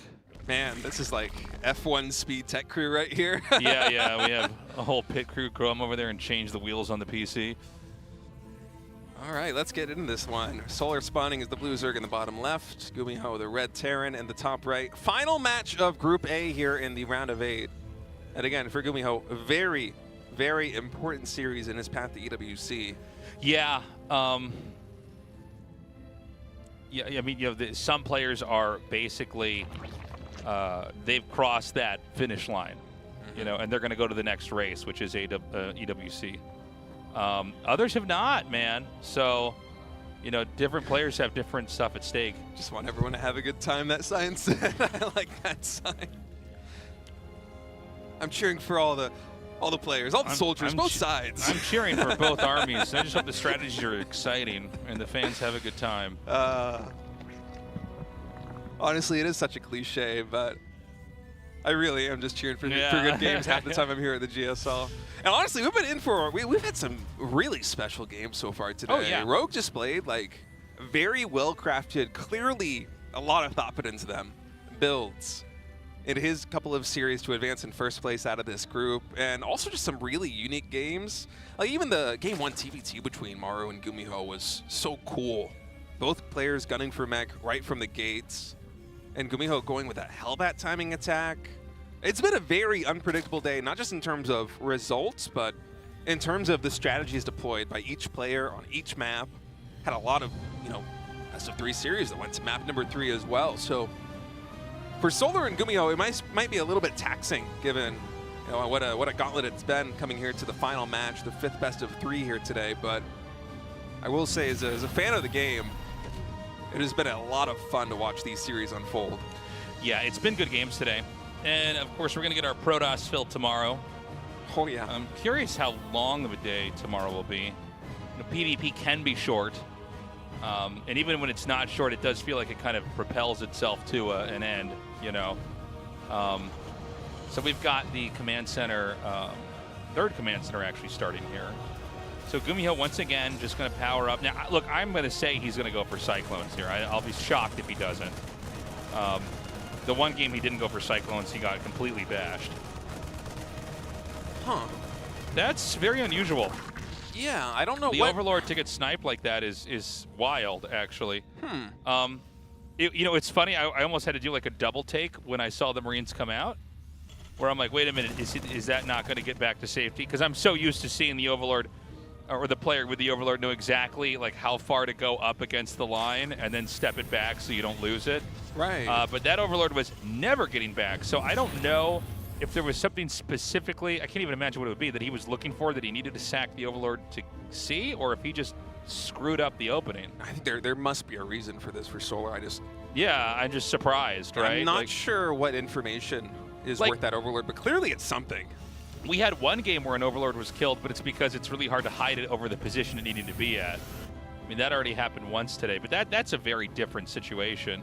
I was half expecting there to be 6 more Lings looking to try and surround those 2 No, Marines. the same thing. When I was watching it happen, I thought, wait a minute, there's got to be more to this than meets the eye. All right, well, Hellion Banshee opening here for GuMiho. And we're waiting for that, additional factory confirmation right now. Oh, they're coming. Oh, I feel it in my bones, man.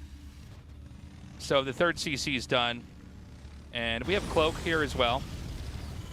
He's going to fan the Hellions out. Just try to see if there's any other Lings that might come through here. And spores are being preemptively made exactly in places to help defend the drones from the Banshee. That doesn't mean the Banshee won't get kills. Usually you get, 2 or 3, depending. It's pretty hard to deny the Banshee from getting anything. It's very much like an Oracle in that way. Yeah, it's just the way the air units move, they can fire down into workers. It's hard to kind of, in fact, things move in such a straight line from where they are to where you've clicked. They're usually going to get in there and get damage done. 2 more factories in production now for GuMiho. We'll be finishing up. So we have seen a bit of a mix-up from GuMiho so far today in TBZ, whereas historically GuMiho and GSL Codes that we've had so far this year, so I guess historically going back like a month, he's been playing from Battle Mech basically right as soon as those first couple of factories finish. But earlier on against Rogue, a player that he was, I think, anticipating some aggression on, went into double factory siege tank very early on, getting ready to basically brace and absorb the impact of that push, which it did. It worked fantastically well. But here in game number 1 versus Solar, little bit of a different approach, going immediately into the Cyclones, getting that Magfield Accelerator, throwing down the armories. And so more of his tried and true battle mech is an opening. First couple of drones are going to go down, and of course no more should fall from that Banshee now that Solar is wise to the plan here of GuMiho. And we actually have a taxi coming to the station here at Tasteless. 4 Queens loading up in that Speed Overlord, getting ready to move across the map. And I'm not shocked at all. He wants to flatten this position. He doesn't want to get this into a long game. And so he's going to intercept this. I love it. But that also kind of gives away the ace up his sleeve. He sees it's coming out right now. A lot of Roaches and Ravagers coming in. I believe the armory is done. I'm not certain. Yeah, but I think you're right. Yeah, I think they should be able to morph into Hellbats once the fighting commences. Which is going to make a huge difference because the Hellions are not going to have anywhere to kite into. So he unloads the Queens right now. He's going to get a lot more Ravagers.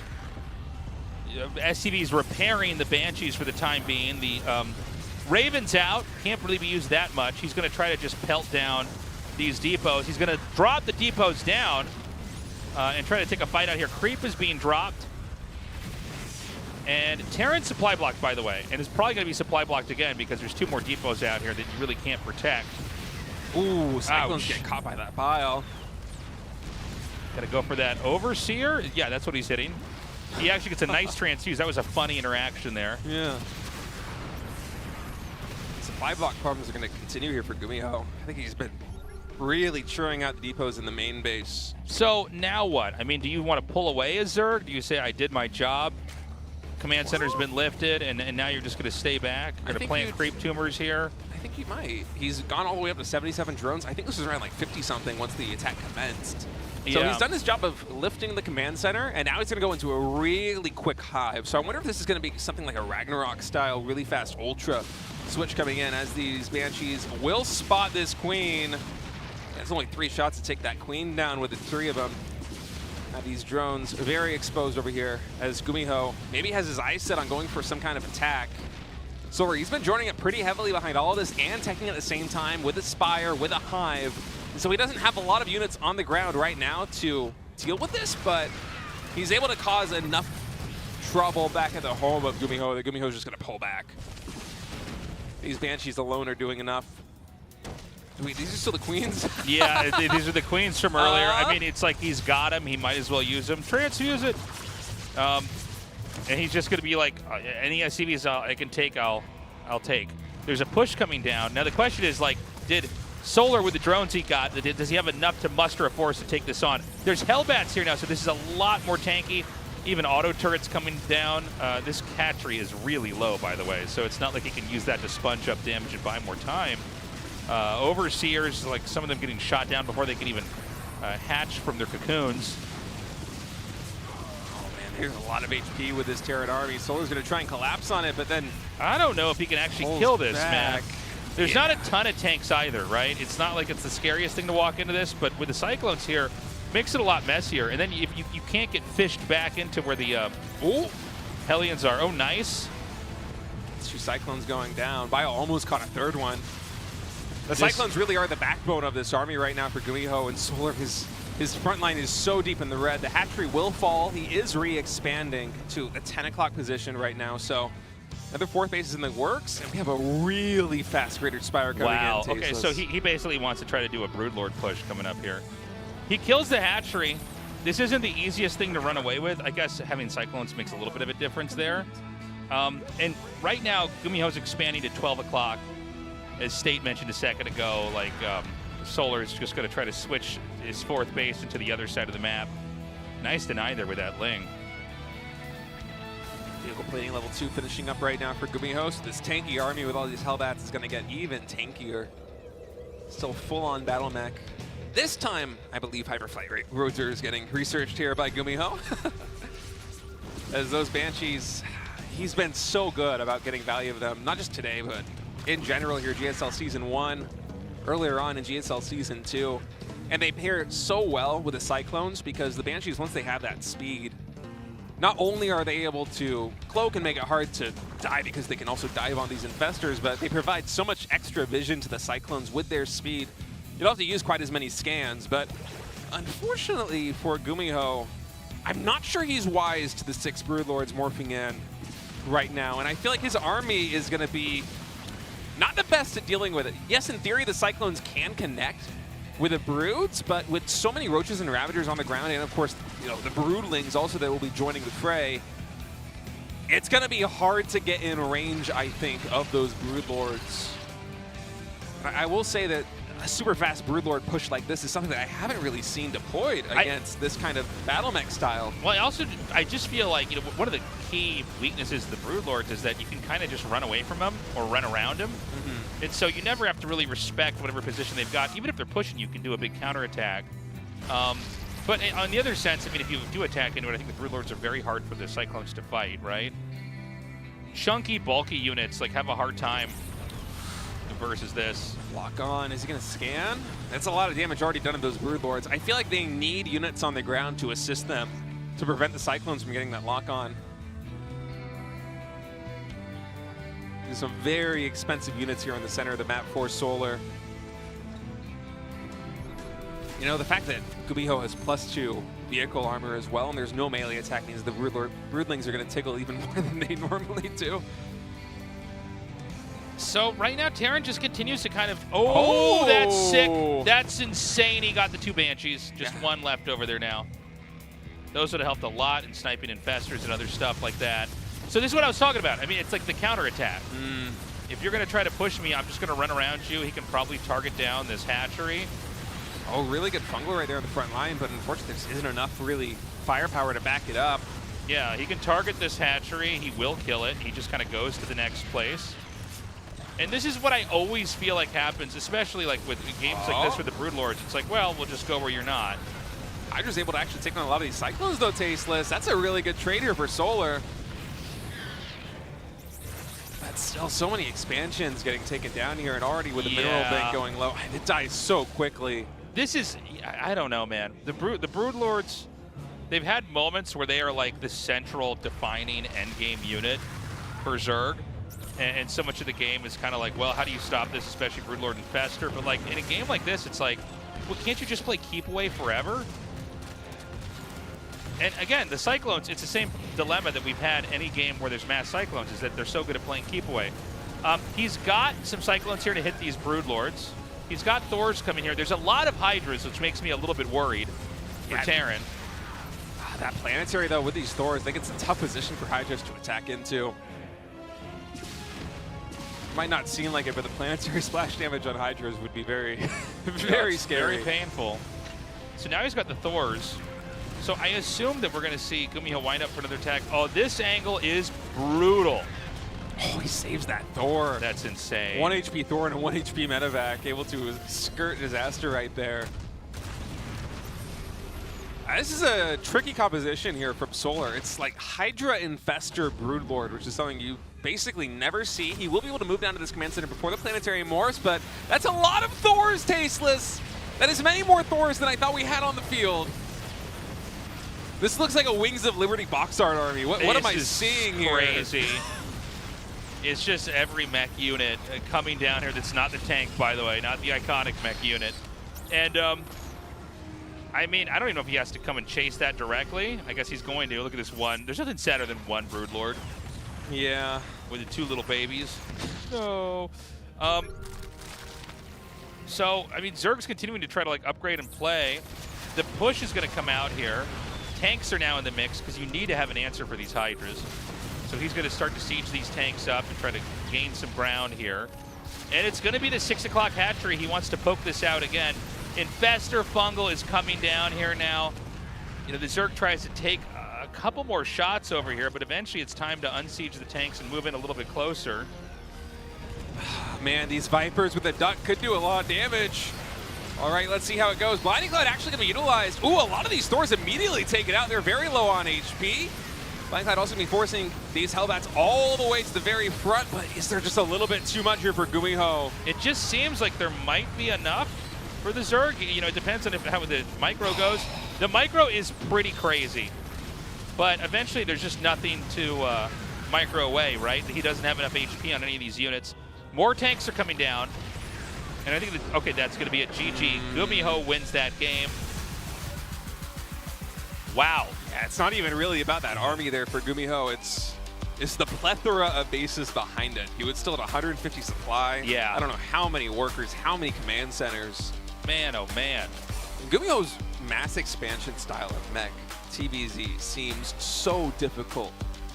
And by the way, stop. I just don't think Broodlords are the answer there. I think on a map where they can't run around you, maybe that's better. Or a map where you could maybe hit their base and then also defend your base because you're so squished together. But like in that game, we just saw, you know, he played keep away. He played drive-by shooting. You saw the Broodlords, he tried to target a couple of them, that pushes them away. Then he loops down to the hatchery, he kills that, he moves through there. He's kind of moving around the map with impunity, and the Broodlords will never catch up. And by then, the Broodlords are so far away, you can come out and isolate them and hit them because they're not covered with Hydras and Infestors and everything else. Solar has taken the jacket off, ladies and gentlemen. GuMiho just entered the second stage of this boss fight. That's right. That's where Solar falls to the ground, and then like the music changes and the life bar fills back up, and it's like, oh, I'm in phase 2 of the boss fight. Yeah, I'm with you. I feel like the Broodlords were not it, but it's just such a tough cookie to crack. I mean, I think I'm supposed to say no with that. I was like, it's a tough cookie to crumble. Isn't that what they say? Like, yeah, there we go. All right, GuMiho versus Solar, game number 2. Will the cookie crumble? We're about to find out. Solar fighting for his life right now.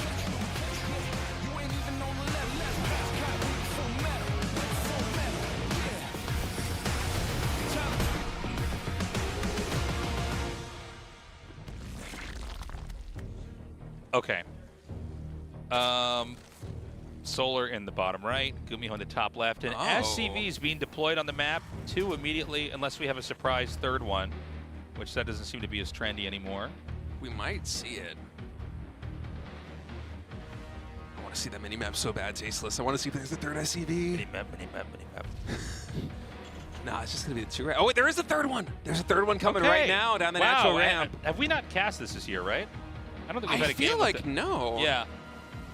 Okay, so it's going to be the classic scumbag SC2 bunker rush. And this could work. It could just end the game right here. Now, there's a variance where you make them all together, and then there's ones where you make 2 out here, and then you hide the third one eye shot away, because people can see that and then misread what you're doing. That's my personal favorite. Hatch gas pool here for Solar.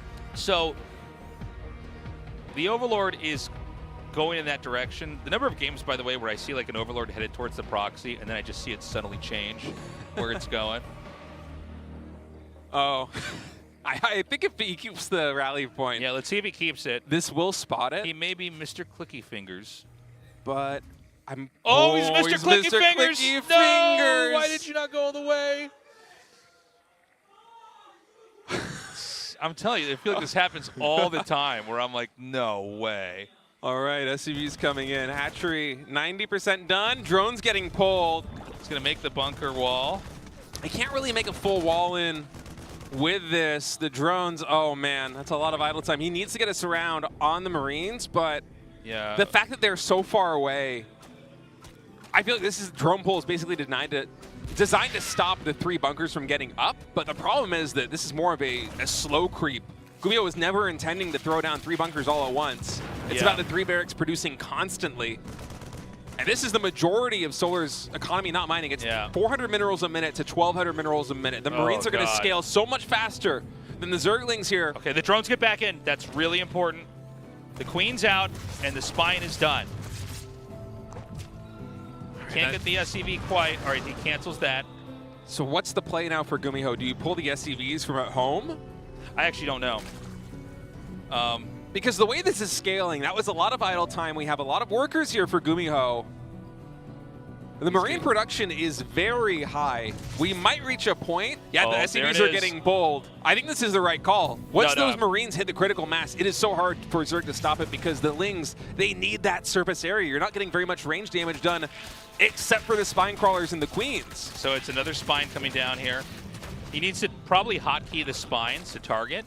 Oh, it's smart, yeah. Yeah, just because you do not need to hit SCVs right now. Solar with a perfect read, by the way, adding an additional Spine Crawlers. Yeah. Is it going to be enough, though? There was so much lost mining time from those drones, and now the SCVs are here. All right, this is it. He's going to move in right now. The SCVs need to tank. The Queen is quite low.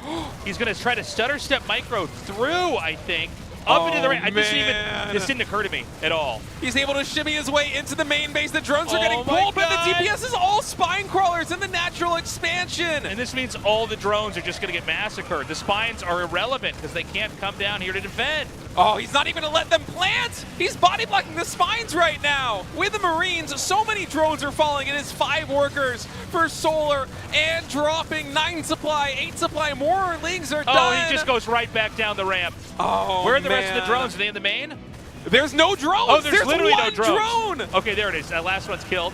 That's it. GG. And GuMiho is going to the round of 4. I don't know why that didn't occur to us that he could just run up the ramp. Like in my head, I thought he had to snipe the Queen if he could, then get gun down each spine crawler. But that was genius, because to circumvent that, and with the SCVs, they're going to be able to target down the Lings. You know what I mean? The Marines are just going to shoot whatever's closest, which is the Lings again. And then he goes right up the ramp, which, by the way, I don't think there was any workers at the natural at that moment. So it was like, look at Solar. I mean, he can't believe it. That was a great game. That was a beautiful takedown. It's a brutal way to go out right there for Solar, but GuMiho is going to be advancing to the round of 4. Let's hear what he has to say. 간절함의 고명태. Wow, GuMiho. 나만 없어. 정말 오늘 That was a desperation Terran move that you did in game number 2.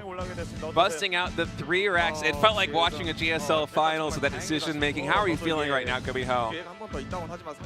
Well, first of all, I am just so relieved. But I'm also feeling a little bit desperate. I think he's talking about his road to EWC going to round of 4. In my initial match against Rogue so far today, I feel like I could have played so much better, and the fact that I had a second chance against Zerg here in the final match today, I'm relieved with the results.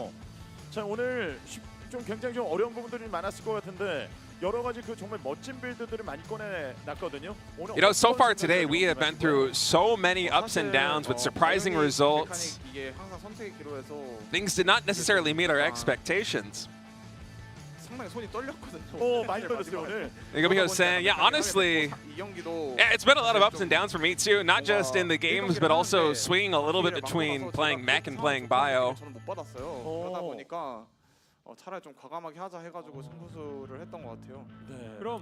I felt like I had a good advantage coming into today against my opponents. The matchups, they felt like they should be favorable to me. But it was still a very tough journey.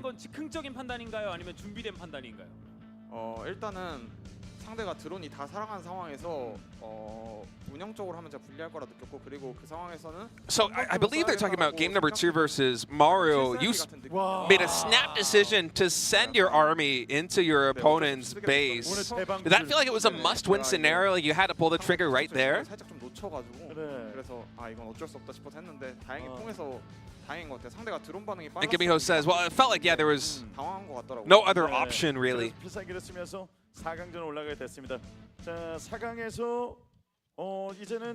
And my opponents today, they might have been able to block some of my builds, but it felt like they might not have had the perfectly right answer. I'm asking about the matchups for tomorrow, of course, in that group, Hero, Zound, Bunny, and Classic. And GuMiho says, well, there's 3 Protoss in that group, and Bunny. I feel like 2 Protoss are going to advance.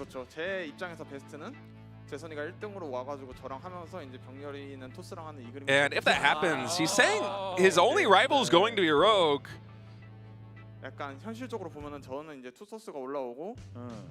Wow, GuMiho is saying that he thinks the best result would be that 2 Protoss players advance, Rogue faces the Protoss and is eliminated by that Protoss, and GuMiho advances to the finals. So it sounds like GuMiho is feeling really confident in his TVP. Shout out to your fans, GuMiho. Well, thank you again to my fans for supporting me. If I have to face a Protoss player in the round of 4, I'm going to work really hard to beat him for you guys. Well, this was a great day of games. What a way to end it, too. Yeah. That last match almost made me a little bit dizzy. Yeah. Well, that was so crazy, so hype. All right, guys. Well, the survivors today are Rogue and GuMiho, and the ones who died out, Maru and Solar. Now, Rogue and GuMiho are 2 of the 3 players in the top 8 in GSL who do not have their ticket booked to Riyadh for EWC. So both of them making it to the round of 4, and also just because of the way the brackets shake out on opposite sides of the brackets is very intriguing for who is actually going to get that spot, because there also is Bunny, who's a wild card, who, say tomorrow he plays some phenomenal TVPs against Hero, Zaun, and Classic. He very well could also be in the top 4, and then we have 3 players all vying for that seed. I'm so interested in seeing not only how tomorrow is going to go, but the finals on Friday, because there is a lot on the line, not just the CODES title, but a berth into the EWC, which everyone here would love to have. We're going to be back tomorrow. 3 Protosses and a Terran. It's going to be Hero, Zaun, and Classic for Protoss, and Bunny, of course, is the remaining Terran player. Protoss, you know, they're looking better than they normally do. Yeah. People always saying they're OP, but they don't perform that well in our tournament, although Hero did win the last GSL, which was a treat. Yeah, they're doing much better this patch. So be sure to join us for that. That's going to be a lot of fun. Looking forward to a lot of PvPs there as well. Yeah. I felt like we didn't get enough of that matchup earlier on. Zaun especially. I mean, we'll talk about it more tomorrow when he's playing in his group, but he has been on fire recently. He's kind of came out as the front runner for Protoss right now in a lot of ways, and of course Hero. Him and Hero. Yeah. So that's going to be a lot of fun. Our finals is not on Friday, by the way. I can't remember if only we were shared that schedule and you guys were not, but our finals is on Sunday. Right. And it's already sold out. If you weren't able to get a ticket, I'm sorry about that. Yeah. But you don't want to miss it. It's going to be real special. And it says tickets are closed. Okay, but you can buy tickets for tomorrow. You can still buy tickets for the round of 8 tomorrow. So if you can't make it Sunday, you can come down tomorrow. It's the same studio. Same casters. Same casters. Half of the players are going to be the same, too. Yeah. I mean, 2 of them are going to make it to the finals. One of those guys might go on and win the whole thing. I mean, it's a bargain. So definitely come check it out if you can. I know some of these dates have been announced late. We're sorry about that. Right now, everything is, we're in completionist mode here, just trying to get all these StarCraft events done and out of the way so that we have everybody ready for EWC. It is a sprint. Literally everything's on short notice. Like, we don't even, our schedule's moving around a lot. So, yeah, I mean, it's just a crazy time. I mean, literally every week we have some kind of major tournament happening, whether it be GSL or DreamHack or anything else. I mean, there is just so much StarCraft 2 to digest right now. It feels like an impossible errand trying to keep up with all of it. Yeah, like, I feel like I'm hoping usually for next year we can have something more streamlined. Yeah, assuming the future's bright for StarCraft 2. But yeah, I feel like I usually have my finger on the pulse like pretty well when it comes to StarCraft 2. But it is I can't just keep not up with anything right now. It's crazy. Yeah, but it's great seeing you guys down in the studio. It warms our heart. That's all the time we have. We'll see you guys in 24 hours for day number 2 of the round of 8. Bye bye.